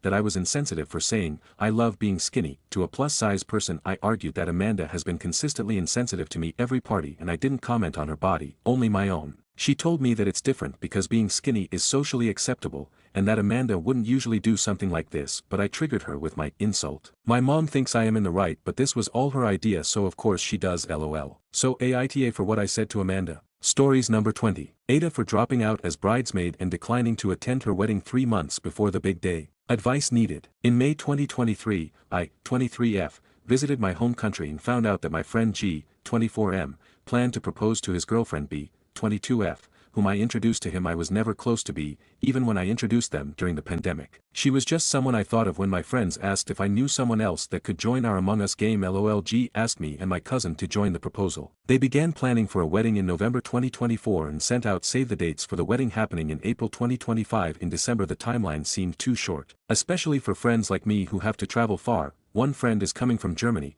I've been helping with finding the color for the bridesmaid dresses and even found the perfect boutique. I already bought my dress, but after calculating the cost, I realized I couldn't afford the trip. I was ready to go above and beyond, but as a part-time student with visa restrictions, I make only $375 per month, and the trip would cost over $1,000. I would need to max out my credit card, which I'm not willing to do. I explained this to B, saying I didn't want to ask my parents for yet another large amount of money since they already cover my international student college fees. Think your tuition x3, my parents will definitely say yes to giving me the money and refuse to have me pay them back, but I feel it would be a step back to the adulthood I'm so desperately trying to have even with being a sophomore at 23, uneasy face. B has been insisting, suggesting I sell my clothes or throwing in my face that I have been working freelance with GS company, and even guilt-tripping me by mentioning other friends who've already bought tickets. After countering her points with adult explanations, she's now saying that I'm not giving her enough time to process my decision and make up for my not being there, even though some groomsmen are also unsure if they will attend. Lil more info.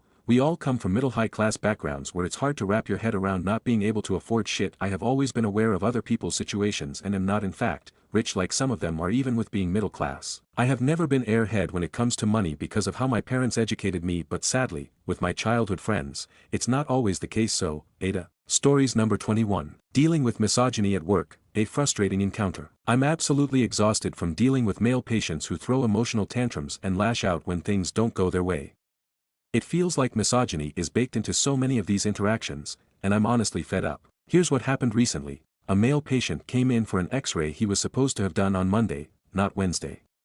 Unfortunately, the order for the X-ray had expired because he didn't follow the instructions.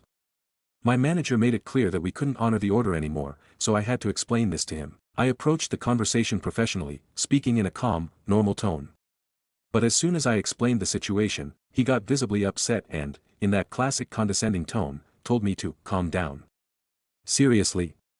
I was calm the entire time. At this point, I firmly told him that he needed to leave, and that's when he completely lost it, screaming and throwing a fit in the middle of the clinic.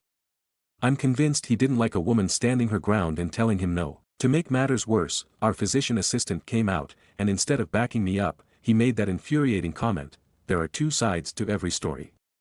Are you kidding me? The patient outright lied, claiming I had screamed at him. If I had been screaming, the entire clinic would have come running to see what was going on. But no, I stayed composed and professional the whole time. This isn't the first time something like this has happened. It's always at work, and it's always me expected to bear the brunt of these emotional outbursts from male patients. Why am I responsible for doing the emotional labor for a complete stranger who can't manage his own feelings? I can't wait to finish my nursing program and get a higher salary because at least then, I'll be getting paid more while dealing with the same garbage. It's infuriating that misogyny is so normalized in healthcare settings. Women in these roles are constantly undervalued, undermined, and expected to handle everything with a smile on their faces while being treated like we're the problem. To any other women in healthcare dealing with this nonsense, how do you cope?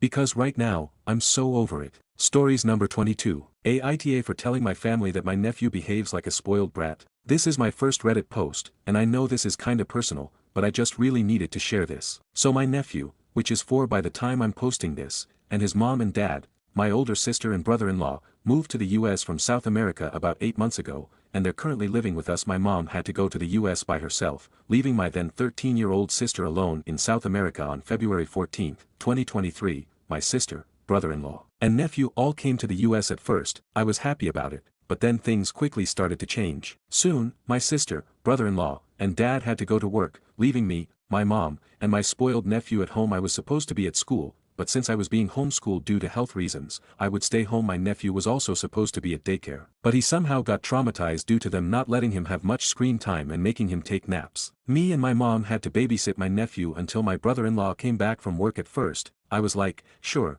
I don't mind, but then my nephew's personality really started to change. He became more addicted to his iPad. Basically, he turned into an iPad kid. He would hit his mom and dad, scream at my mom, and steal my stuff. I kept bringing it up to my mom, and she said, he's just a little kid, he doesn't know what's right and what's wrong. Next, I told my dad, and he said to just ignore my nephew. I tried following both their advice, but my nephew would just get away with what he was doing. I tried telling my sister, and she said the same thing as my mom. My brother-in-law gave the same answer. At this point it was hopeless asking them for help, so I just dealt with it. Then yesterday, my nephew threw the biggest tantrum I ever saw him throw. Since I'm homeschooled for now, a teacher from my school comes by every week to give me homework that I have to complete. Then, as a belated Christmas present, my teacher gave me some puzzle art. My nephew immediately laid eyes on it, and said, for me? For Liam. Liam is my nephew's name, and I said that not everything he sees belongs to him. After my teacher left, I started to work on the puzzle. 20 minutes later, my brother-in-law came back from work. I had finished making the puzzle art, and wanted to show it to my mom. I went to show it to my mom, and my nephew was like, let me see. Let me see. When I told him to wait for his turn to see, he completely freaked out. He kept screaming, give it back. It's mine. My brother-in-law noticed and told him, why would you behave like this? Now you don't get your iPad back. My nephew had too much screen time, so to reduce his screen time, my brother-in-law took his iPad with him. After my brother-in-law said those words, my nephew turned red, screaming, while throwing everything in his way to the floor. That wasn't the only time my nephew had one of his explosive temper tantrums. However, one time, on my most recent birthday, December 5th, I was going to blow my candles. However, my nephew kept insisting my parents to let him blow out my candles first. They obviously said no. My nephew started to cry, so they relit one candle. However, my nephew wanted to blow out all of them. When he didn't get what he wanted, it felt like a T-Rex entered the room. Once my nephew calmed down, I started to cut the cake. However, my nephew freaked out again. He was crying, his face turned red, and he was screaming, you broke the cake. The cake is broken. In the end, they let my nephew pick all the activities we were supposed to do on my birthday. So, am I the jerk for telling my family that my nephew behaves like a spoiled brat? Stories number 23. My cousin got jealous of me because I got accepted to her dream school. Nonfiction. This happened in November 2024, but I'd like to share. My cousin, 18, female, is jealous that I, 18, female, got accepted into her dream college. She currently attends the University of Brunswick, while I am planning to attend Sheridan. They are Canadian schools. Background on my cousin: she went into foster care because her parents, my aunt and uncle, are alcoholics, was adopted into a family far from her hometown, worked at McDonald's for 3 years, received a $100,000 scholarship, achieved a 99% average grades, has many friends, AMD got a boyfriend in university. Basically, she is the golden child in my family while I, just a chill girl enjoying life. Sounds like a great life for my cousin. However, she isn't happy. She was pissed that I got accepted into Sheridan, which is wildly strange because the University of Brunswick and Sheridan are two completely different schools. Even both her adopted parents and biological parents are upset about this. They complained to my parents how my cousin should have got into Sheridan. Me, while I am planning to study interior design, and my cousin is studying computer science, two different fields and career choices, and I'll admit, I am not the smartest person in my family, but seeing the smart cousin get jealous over someone studying a different field and getting accepted into Sheridan is bizarre. To this day, my cousin still insults me on Facebook. I block her many times, and sometimes, I think it's weird. Stories number 24. Asleep in the Closet, a game of hide and seek with a sweet twist. Edit: thank you for my first ever award. We have 5 energetic dogs, and one of my husband's favorite games to play with them is hide and seek. He gets such a kick out of it, and the dogs go absolutely wild searching for him all over the house. Yesterday, while I was busy making dinner, I could hear the chaos unfold as the dogs were in full search mode.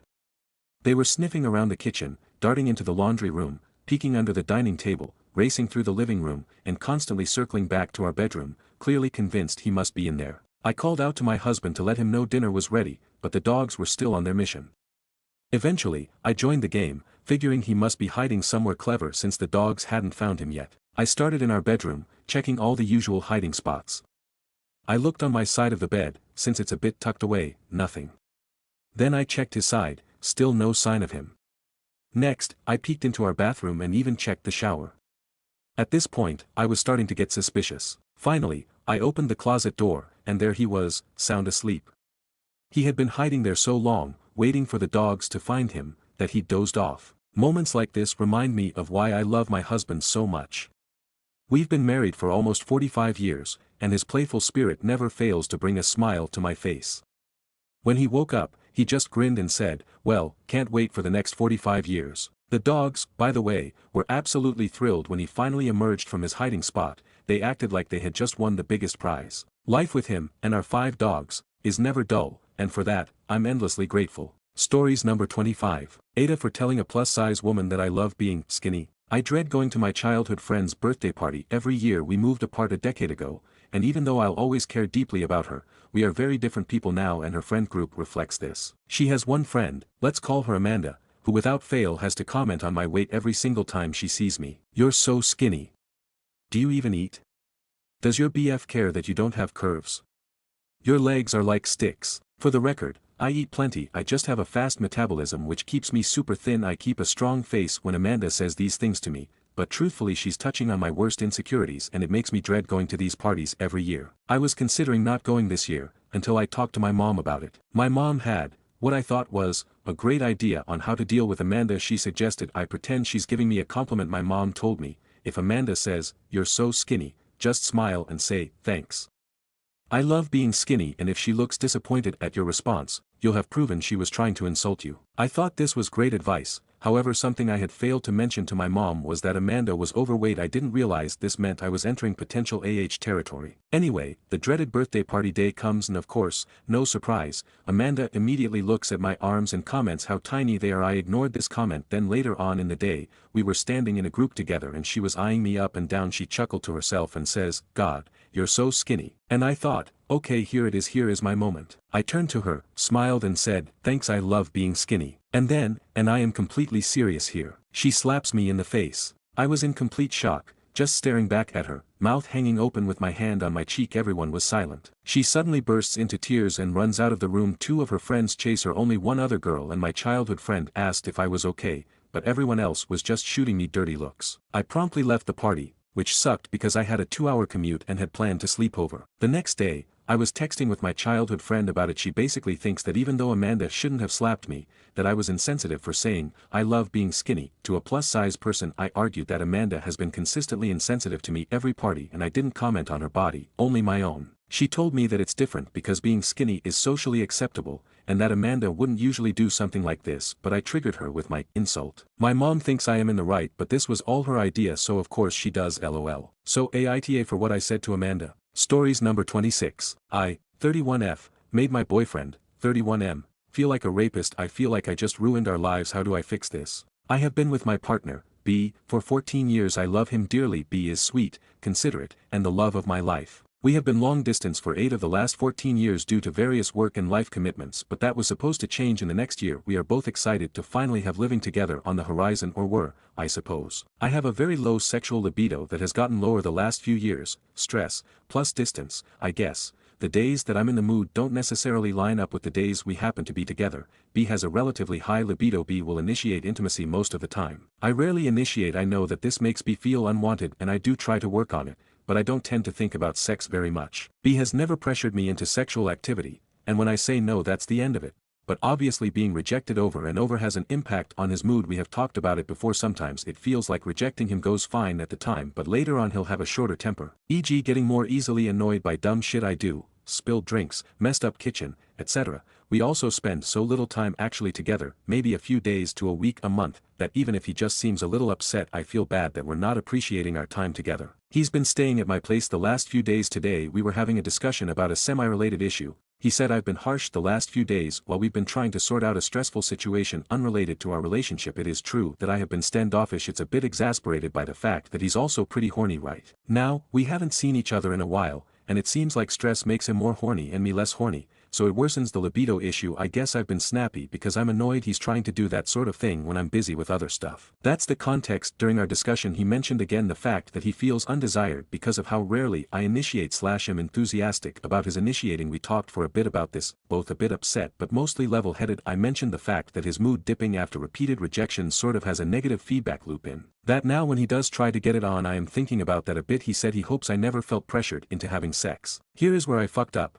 I said that sometimes, not often, I do engage in sexual activity when I otherwise wouldn't want to because I don't want him to be in a horrible mood later on. What I meant was I don't want to spoil the short times that we do have together by making him feel unwanted. And yeah, I guess to a degree I don't like when he's a bit moody. I want to be clear, I'm not afraid of him at any point. Him being moody is usually just us bickering or him telling me off for stuff that is dumb and my fault but he'd normally let slide. This fucking devastated him and he said it's basically rape. I tried to explain that it's not because obviously he had no idea and I gave consent. But he still felt like a monster. I felt awful that I made him feel that way because of my poor communication skills. He is genuinely the most considerate guy and it seemed to just break him. I fucked shit up even harder by saying it's not rape, that people have sex they don't want all the time for whatever other reason, including to make their partners happy. I tried to give the example of asexual people, not sex repulsed, in sexual relationships cause their partners want sex, but I don't think that helped. I then fucked things up even more by throwing out a desperate comparison to try and get him away from the rape idea. I said that while it's not exactly the right idea and it's also a horrible comparison,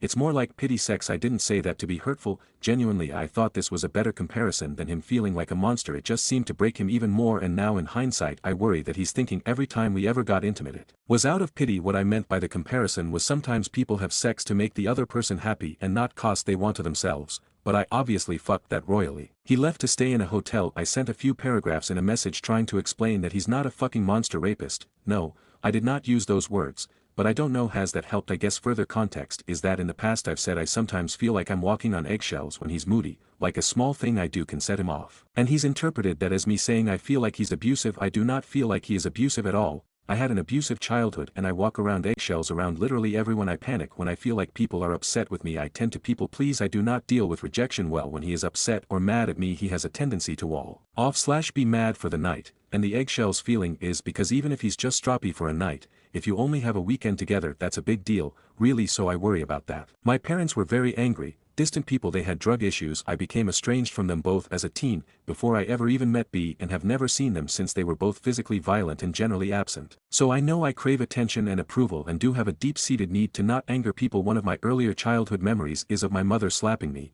insulting me, and saying she never wanted to see me again, then sending me to my room. I don't remember what I did to piss her off. I do remember how I piled my stuffed toys into the shape of another person, draped one across my back, and pretended I was getting a hug and that she loved me. I'm not sure how old I was then. I guess about 5 or 6. I mention this because I want to make it clear I am quite sure the levels of anger upset my partner shows are absolutely healthy and normal, and his boundary of wanting to cool down alone for a few hours when I do upset him is healthy. 2. It's not like I'm getting the silent treatment for weeks at a time. I just feel an intense, suffocating sense of loneliness when he does want to stew for a bit, so that eggshells feeling is desperation to avoid that feeling, I guess. B is aware that my childhood was abusive, and vaguely how bad it was. I have brought up a few specific instances but I don't tend to bring them up mid-argument, so I guess none have really been about that loneliness feeling or really couched in the frame of, so this is why I'm hypersensitive. More just, haha, here's a fucked up story about something my mom did once. I am also autistic and I guess will say things without realizing how fucking hurtful they are. A la pity sex.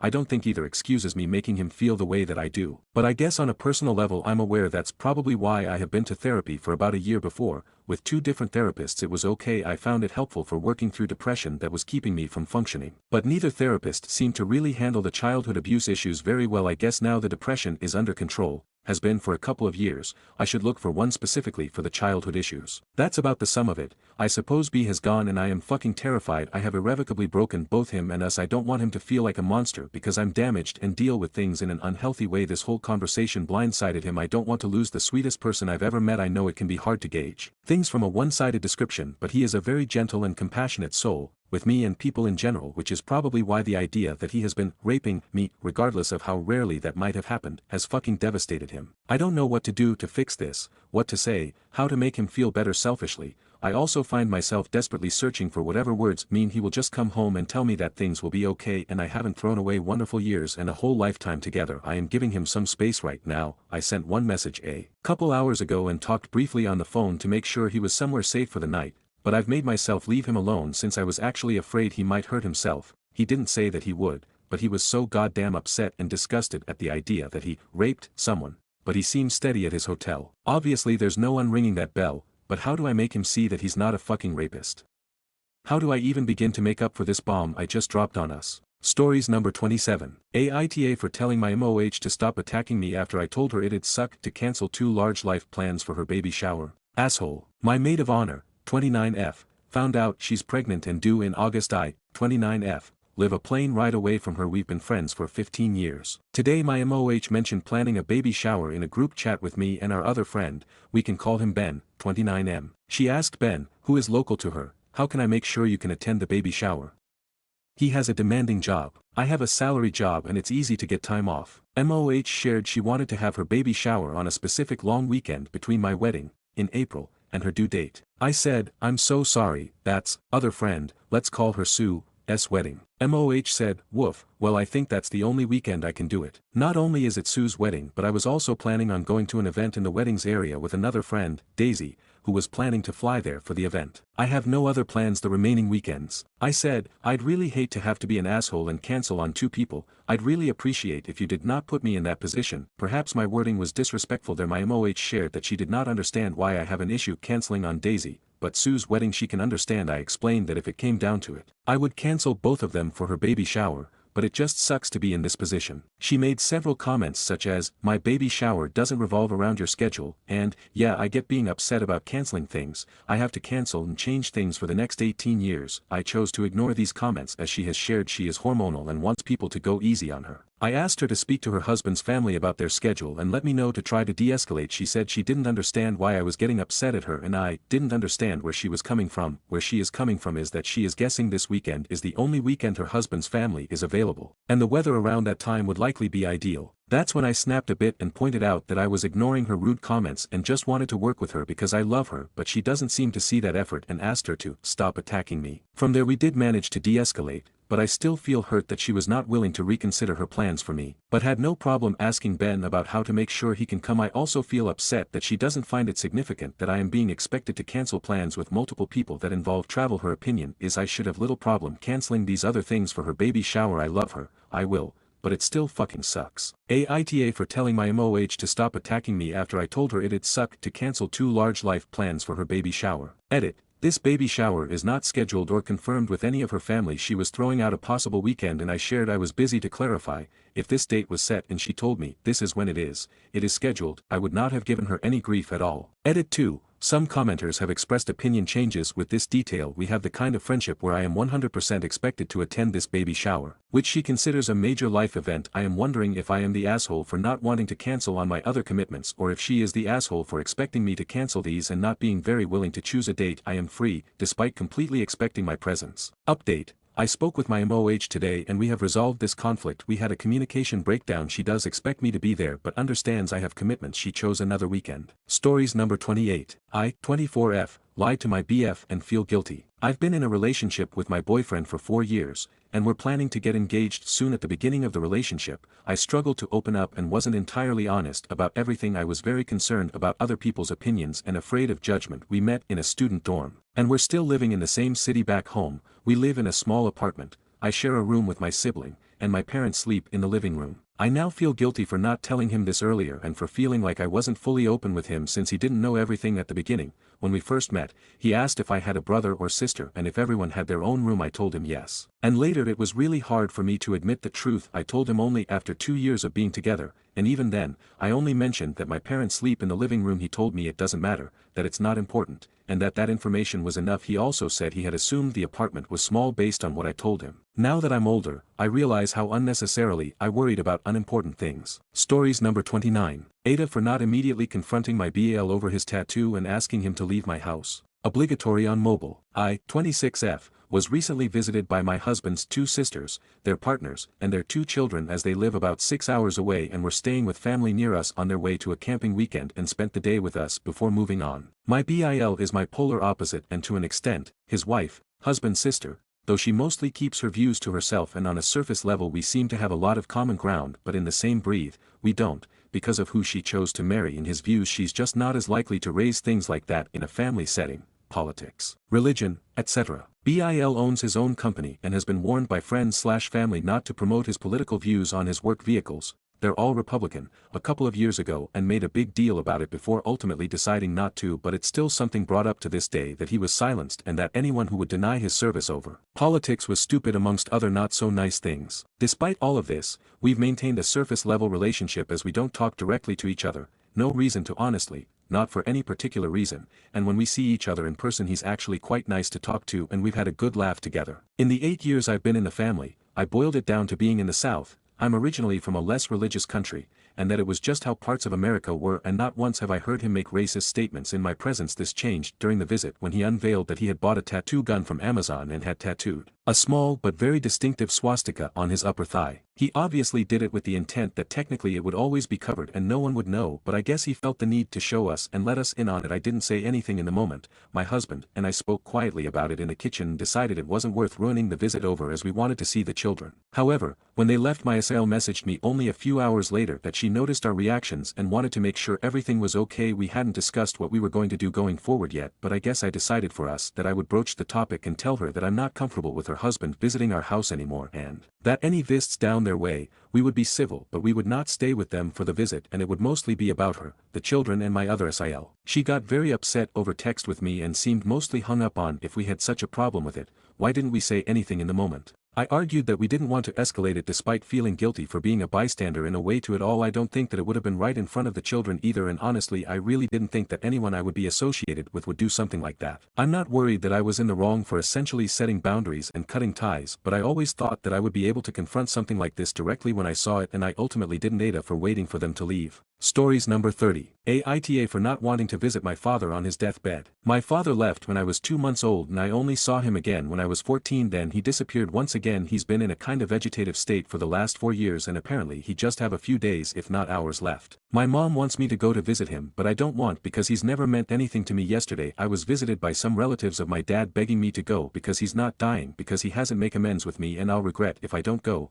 you know, trying to make me feel guilty and shit. I wanted to tell them to fuck off but I'm not that of an asshole. I honestly just don't care about him and I don't want to see him. I don't care if he suffers, I don't care if he dies, and I'm sure I won't regret not saying goodbye because I've left way more important people behind. His family and mine wants me to forgive him so he doesn't go to hell. LMAO. Stories number 31. I'm 28 and I feel like I've lost the game before it started. Find path. Health factor. No degree, no career, no direction. I wake up every day feeling like I've already failed, like the world is sprinting ahead while I'm stuck in cement. I've tried therapy, I've tried meds, I've tried convincing myself to just push through it, but nothing ever sticks. I hate every job I've ever had, hate the monotony, hate the people, hate how every second spent there feels like my life draining away. And it's not like I don't try, I do, but all I end up with is more frustration and self-hatred. I can't stick with hobbies, I burn out before I've even started. Video games, writing, working out, I enjoy them for a minute, then I don't touch them for weeks. Socializing, forget it. I'm awful at reading people, and when I screw up,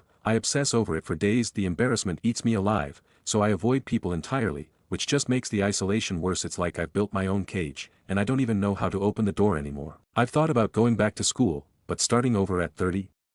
The thought feels crushing, like it's already too late to fix anything. At the same time, I can't keep living like this, barely making rent, hating every day, watching myself spiral further down. How do I move forward when it feels like every path is either a dead end or something I'm just not cut out for?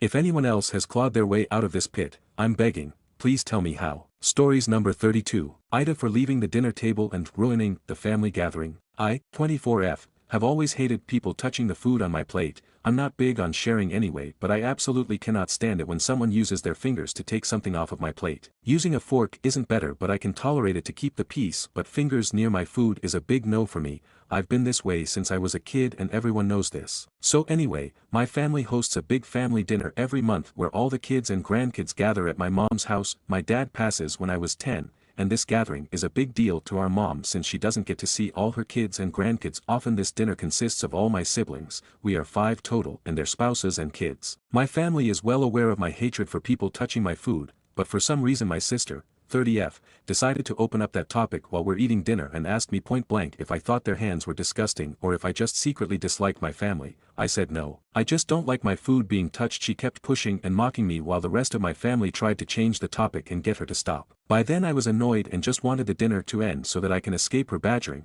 but for some reason the fact that I was responding calmly and continuing to eat pissed her off, and she reached over and took a piece of chicken off my plate using her hand and plopped it into her mouth, smirking at me. I sat there shocked for a few seconds by the audacity, but then she laughed it off and said, "See, it's not that big of a deal, you're not gonna die if I touch your food." My family tried to chuckle it off awkwardly, and my mom, who was sitting next to me, offered to get me another plate and whispered to me not to cause a scene for the sake of keeping the peace since the family gathering was special to her. I told her no thank you and calmly stood up, thanking her for the food, and told her I'm done eating, and walked away from the dinner table. I was pissed off at this point, so I went outside to get some fresh air and cool off. 10 minutes later I walked back in and thanked my mom for the food and told her I'm going home and that I'll come by in a few days to have lunch with her, said goodbye to the rest of my family and left. This all happened 2 days ago, and since then I've been getting messages from everyone telling me I'm overdramatic and rude and that I ruined the gathering for everyone by leaving and that sharing food is a normal thing and I'm just an uptight bee. My mom even called me and told me that even though my sister was wrong for doing that I shouldn't have left and made things awkward and I could have just sucked it up and finished eating. I feel like I was justified in leaving after having a clear boundary of mine crossed, but with all the messages I'm starting to worry that I did overreact. Am I the asshole? Stories number 33. Aita for leaving a family dinner early because my MIL told people I was reped. TW,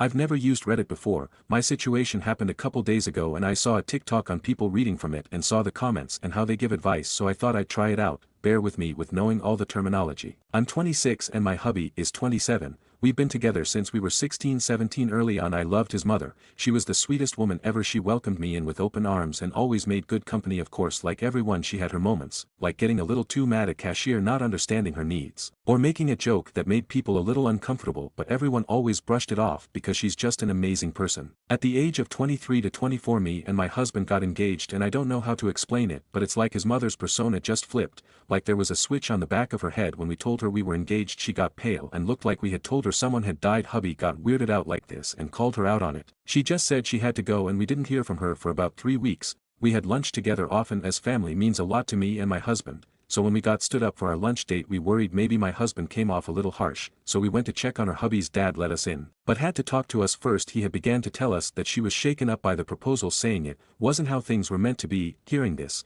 my husband got mad at his mother, implying that she had always thought of their relationship as temporary. He went to their room with me and his father following behind. We had found her coddled up with baby pictures of him crying. This was really disturbing for me and I excused myself. I was extremely confused and hurt that my soon-to-be mother-in-law thought of our relationship like that. My father-in-law consoled me and said, for whatever it's worth, I believe there is a little string bonding you and my son together. Don't listen to her. This stuck with me and made me cry. I still remember it to this day. My MIL proceeded to text me that I had taken away her baby boy, that no one could replace the love they share. Yes, I know a mother's love isn't replaceable, but, in my opinion, a mother and wife should not be in the same category to compete with each other. The love they show is completely different, and the love that's given to them is completely different too. She goes on to tell me that it was just meant to be him and her against the world. She has 3 other children. I didn't respond because it just weirds me out to think if she always felt this way. Back when I was a little girl, a parent of a child I was friends with raped and tortured me. I used torture lightly. He burnt my legs and privates and dug into my skin with the heated up head of the lighter.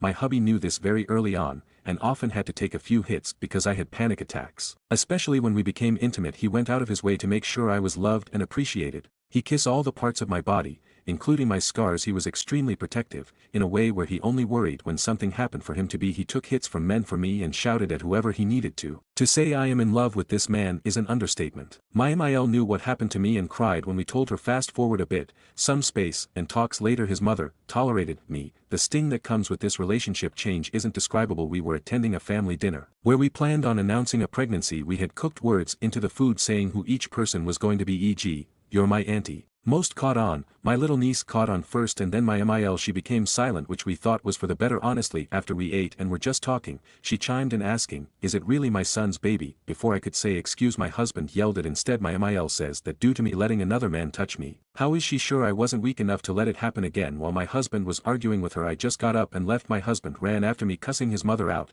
my FIL left two people soon started saying they had to go Oswell as it was getting late. It was 6:30 I later got a message from my mother-in-law getting mad at me for leaving and embarrassing her. I don't think I was wrong for what I did but I am starting to think maybe I should have just stayed and left more appropriately Aita. Edit because I can't keep up with all the lovely comments me and our baby are no contact and she won't see her grandchild but my husband is keeping her number, muted, because we think having some way of communicating so better I would never leave my husband if he does try to communicate. He's been with me through a world of hurt this is a world of hurt for him, I'd never leave him just know that if you get an upvote on a comment, it was probably me XX I can't thank you all enough, I don't really know where to post an update if there is one but I'm sure I'll figure it out maybe. Edit, I'm sure I'll have an update at some time. If someone could comment how is make an update that would be lovely because I have no idea how to use this app. Update, Aita for leaving a family dinner early because my MIL told people I was our asterisk pet. TW, hi, first I want to thank everyone so much for all the amazing and sweet comments quick edit, this update was written over the course of a couple days so for example I said my husband kept her number but then I said she was blocked I'm so sorry for any confusion that this causes. If you've kept up with my edits or replies on my original post,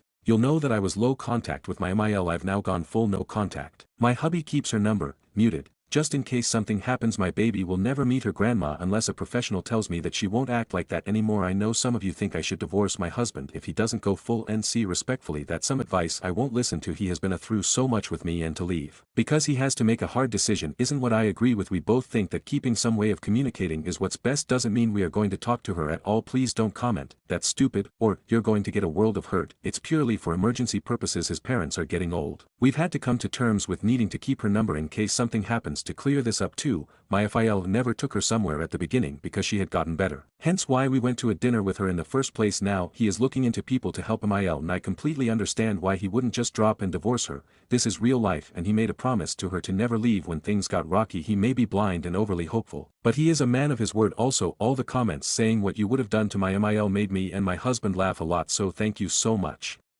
Please know I saw all the comments and I loved them all. Now for the real update, so I had fully blocked my MIL number and she didn't appreciate this at all it started off with messages to my husband about it, then letters, home visits and then a rock through our window we have no evidence that it was her but we have our suspicions my FIL hired a professional to talk to my MIL and she didn't agree at first, then was willing when the therapist said she wouldn't see her son or his baby ever when she said this my FIL proceeded to yell that she has no place in suggesting his wife might see her son and child again without consulting us he especially got mad that I wasn't included in this thread of no contact he fired her on the spot, we were on call with my FIL to heat how things went, we found someone else that understands our position and wants to help give answers to my MIL's family her first session went okay, she isn't keen on the therapist idea but I think she just remembers what was said to her a couple days ago she's been calling my husband and leaving voicemails crying, saying I'm a witch for taking him away from her, and that this isn't how it was supposed to go we send every voicemail to her therapist and she's given us some possible reasonings like bipolar disorder, borderline personality disorder or schizophrenia we've continued to get letters in the mail they differ from crying like paragraphs, to the way she plans on getting her son back, a lot were very violent to me and my baby, my hubby isn't standing for this anymore so we're going to be moving soon and my husband has fully blocked her this has been really hard on my husband because he's having to grieve someone who's gone, yet still alive. I'll update more if anything happens and how the move goes. Stories number 34. My friend, M39, wants me, F45, to save him from being homeless and I'm ducking his calls. His girlfriend kicked him out of the home they share he's lived there 10 years, she's lived there 5 they put her name on the lease years ago after a DV incident she had a no contact order placed on him, which she rescinded after finding out that he's been cheating on her for a while. She took back her consent to having any contact with him and so by law he's not allowed back at their house and because of the DV/no contact order she had his name taken off the lease. So he has no income, no savings, and no idea where to go or what to do one of my housemates doesn't want him to stay with us because he makes her uncomfortable. Another housemate doesn't like how he disregards boundaries around COVID safety I'm feeling pretty irritated at the guy after watching him mistreat his girlfriend for a long time and we really don't have room for another person at my place right now. I really need a script for telling him no he's been blowing up my phone and I don't even want to talk to him right now. But even though I'm disgusted with his treatment of his girlfriend we have been friends for a long time and I feel really cold-hearted not helping him out when he's so desperate I know he's scared of ending up on the streets is there a different way I should be looking at this? Can anyone give advice about or a good script to use for turning him down? Edit to add, thank you so much to everyone who replied to this, I really appreciate it, and getting this validation helped solidify my resolve. I understand that dude's circumstances are the result of choices he's made. I know I can be easily manipulated with guilt and have to be on high alert guarding against it. So far I've just been refusing to answer or read or reply to his texts, knowing that I can be vulnerable to manipulation. It helps to have a few ideas of what to say if he's ever able to force the conversation. And yeah, I don't really consider him a friend anymore, since I'm not interested in investing time and energy into someone who treats other people this way. I've only learned who he really is recently, and it's a lot to process. Thanks again for taking the time to read and reply to this. Stories number 35. Am I the asshole for serving my husband divorce papers when he wanted a divorce? I, 39F, was pregnant and a stay-at-home mom to my toddler when my husband, 39M, said he doesn't love me and wants to split up because I was too hormonal. I was blindsided. Admittedly, I'd been critical of his messiness, his challenges keeping up with household duties, and our values differed. He prioritized work and I a more balanced lifestyle. He committed to a vegan lifestyle while dating and went back on it, which I was critical of. Despite the shock, I tried to fight for us, apologized profusely, and we gave it another shot. The baby was born, and 3 months in, he tells me he wants a divorce after I woke him up at 10 a.m. to move his laundry. I was feeling resentful that he was unhelpful, but because he works late nights, he considered this the biggest disrespect and flipped out, swore at me, and said he wanted out. We both wanted to settle outside of court, so we looked for mediators. I found 2, but it went nowhere because we were so far apart. He demanded 50% custody, immediate overnights for kids, and to pay no child support. Although he was the breadwinner, he said that because my parents have money, they should cover us. He even claims we're not married and thus it's not a divorce just because we didn't file the marriage license on time. We had a religious ceremony and a civil ceremony. So when mediation was going nowhere, I got a lawyer, without his knowledge, and planned to serve him a divorce. Before serving him, he moved out, but still expected to use the house one time. He came back to see the kids, but he was working loudly and disruptively, so I asked him to leave. This led to a major altercation. He swore at me in front of the kids and my parents threatened to call the cops after this. He canceled the credit card I used to pay for the kids without warning. Then he got served the papers immediately. He asked for my car title, which had his name on it, and the kids' passports, and canceled my phone which he was paying for since I didn't have a working phone, and my lawyer considered him a flight risk and he wasn't communicating efficiently through the lawyers to make a schedule. He didn't see the kids for 2 weeks. We had our day in court, but the final determination is delayed because he insists we aren't married. Since he got served, he's been furious and accuses me of being pure evil, but the divorce was his idea.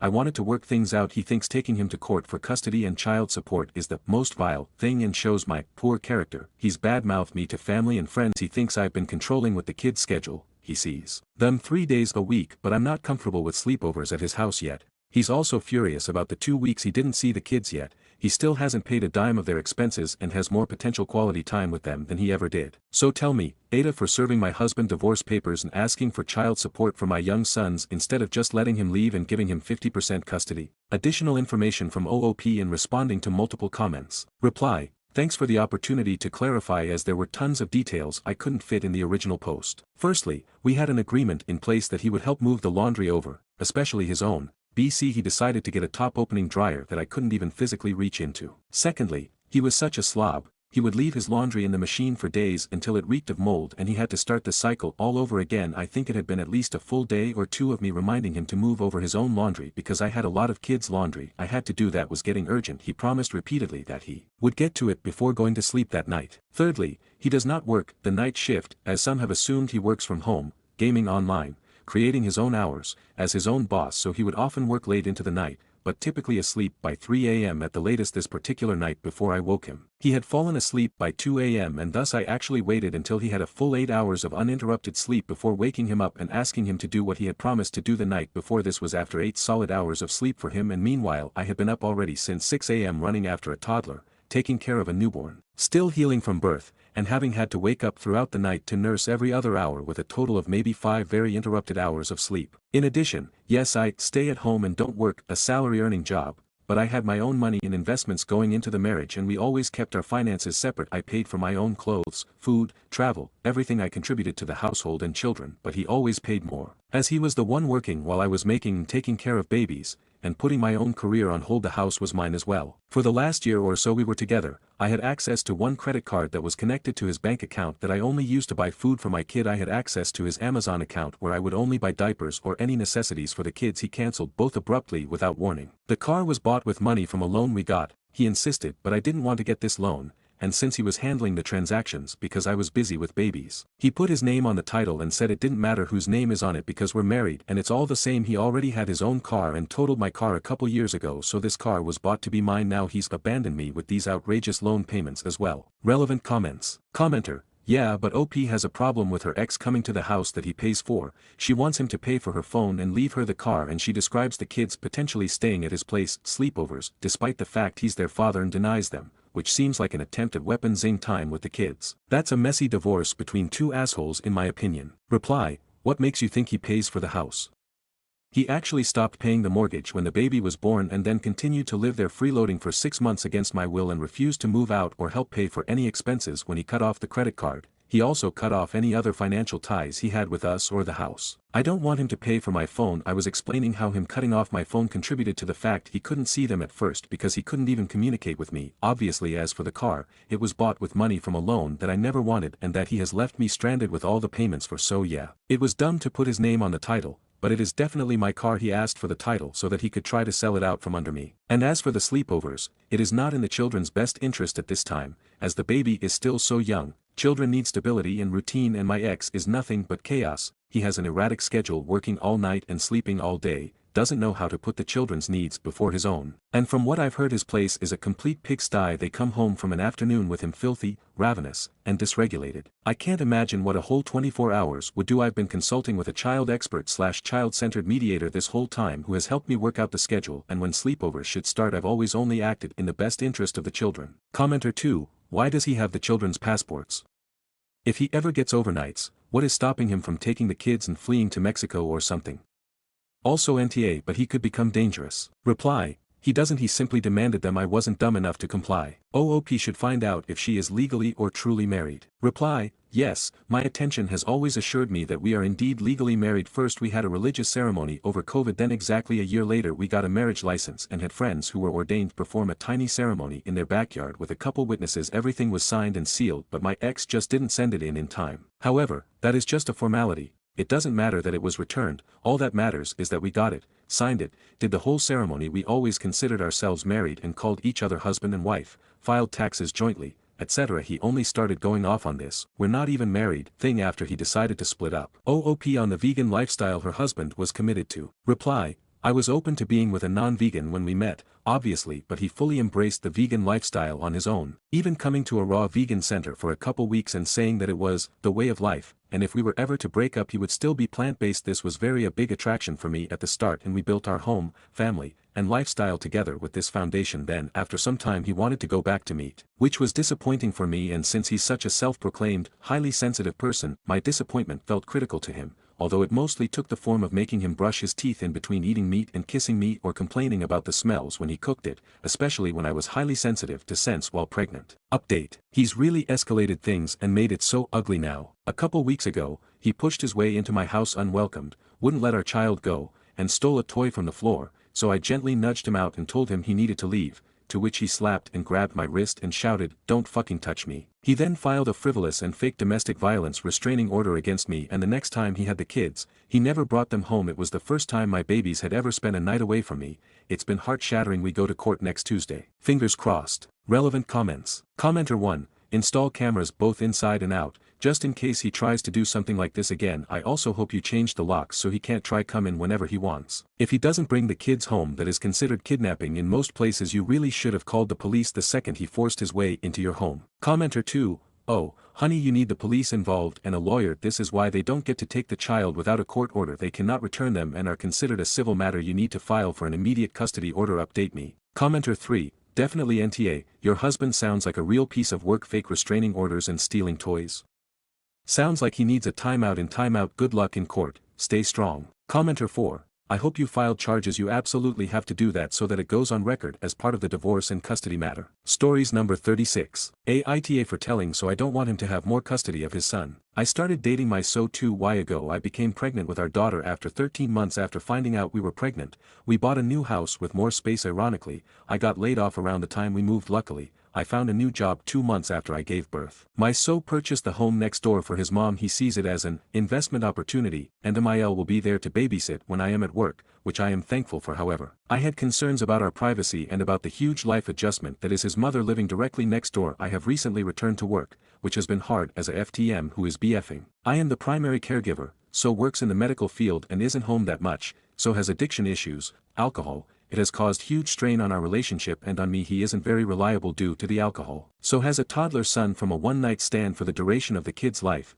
He has weekly visitations on Sundays for 6 hours whenever we do have him. MIL is present 90% of the time, which I have justified with the fact that she doesn't get to see him otherwise. MIL is all too willing to change his diapers, prepare his food, baths, play with him, etc. So doesn't do any true caretaking for the son, just plays with him. BM filed a custody/child support case 15 months ago, so the legalities of that have been unfolding simultaneously with the rest of the chaos. The court hearing is finally happening this month. I was shocked to find out that SO is trying for 50-50 custody with everything going on. And with how little he has been involved thus far, it seems like SO only wants 50-50 to one-up BM because of the addiction tactic she used. He has no DUIs or legal issues, so she wouldn't be able to prove that he is unfit. That said, it seems like he would have a fair shot at 50-50. I have expressed to him that I cannot take another huge life change in this short period of time and that I need time to adjust to new job, being a new mom, having MIL move in next door, and we need to get his alcoholism under control. He has agreed to go to therapy for the drinking, so hopefully we are taking steps towards his sobriety. However, I feel that until he does that, and until we can fix our fractured relationship, adding another kid into the mix is just going to exacerbate the issues we have. In summary, AITA for not wanting custody of his son. I would be more open to it down the road, but right now I am at my wit's end. I don't want to care for someone else's kid whenever he hasn't been making me feel like it's worth it. If he were being a better partner to me, I could justify it more. I really think we need to fix our relationship first. After all, that is what is supposed to remain whenever the kids are grown and out of the house. I do care about the son. I just feel like now is not the time to be asking for more custody, and it seems really inconsiderate to continue to add things to my plate when I have vocalized that I am overwhelmed. Help. Stories number 37. She's made me do a 180. For years now, I have been content and happy with how my life has been going, single but dating pretty regularity and not using apps, enjoying my own peace. Having my own place to come home to and have my own space and quiet place to chill, not living with anyone or even having regular guests, and not lonely. I have places I go when I need to sit with friends or get a meal where I don't even have to put the order in. And then I meet this one little 5'0" (105) blonde woman with chocolate eyes and a big smile that melts the ice, and I see someone who I could spend the rest of my life with and share my space willingly. I thought I had peace before, until she took my hands and looked up into my face. Stories number 38. AIO. My boyfriend cheated on me with my best friend at my birthday dinner. So I, 18F, just had the most humiliating experience of my life. My boyfriend, 19M, and I have been together for almost 2 years, and my best friend, 18F, has been like a sister to me. Last night was my 18th birthday dinner, organized by my parents with all my friends and my boyfriend there to celebrate. Everything started great, but I noticed my boyfriend and my best friend acting suspiciously close, like they are good friends, and I was happy about that. At first I ignored it, but their behavior became too intimate later. My friend told me she saw them kissing earlier in the night. Some people got up to use the restroom. I confronted them in front of everyone, and my boyfriend denied it while my best friend admitted to it. She tried to excuse it as a mistake, and my boyfriend looked guilty AF. I went crazy, ended things with my boyfriend on the spot, and was shouting at them in front of everyone. Now, the fallout has been huge. Some friends support me, while others think I overreacted and should have handled it privately. Mia has been messaging me claiming it was a mistake and my ex wants another chance, but I'm done. I feel heartbroken and humiliated. Having lost both my boyfriend and my best friend, was I wrong to confront them publicly, and did I overreact? Stories number 39. AITH for insulting my middle school teacher after 6 years. So today I was out with my cousins for some shopping for our upcoming trip. We all decided to shop at a mall that had many vast options of brands. After reaching at the mall, we all decided to shop from different stores, and guess what? I spotted my middle school science math teacher, female. For some context, she was that type of teacher that would target a specific student for no reason and had beef with God knows which reason, and yes, that poor student was me. She would constantly trouble me, make me change my seats for no reason, wanted everything perfect, and one mistake and I'm done. She would shout and scold me in front of class for silly reasons like spilling my water on the floor, or point me out of the blue and ask me difficult questions as I was a weak student. She went as far as calling me a failure and told my parents that I'm a gone case, etc., etc. You basically get the gist about it. She spotted me after some time and came over me and tried to talk to me. I brushed off her by saying, "I don't remember you well." She had the nerve to tell me that, "Well, I'm not surprised of you forgetting things as you still are that special child." I had enough of her BS and told her to fuck off. I told her that because of teacher like you students lose their self-esteem and she thinks that she can determine a child's future just by judging their marks. I also told her that she's a bloody nobody and works minimum wage and told her to lose the attitude as she's living this luxurious life off her husband's money she left without saying anything. AITH.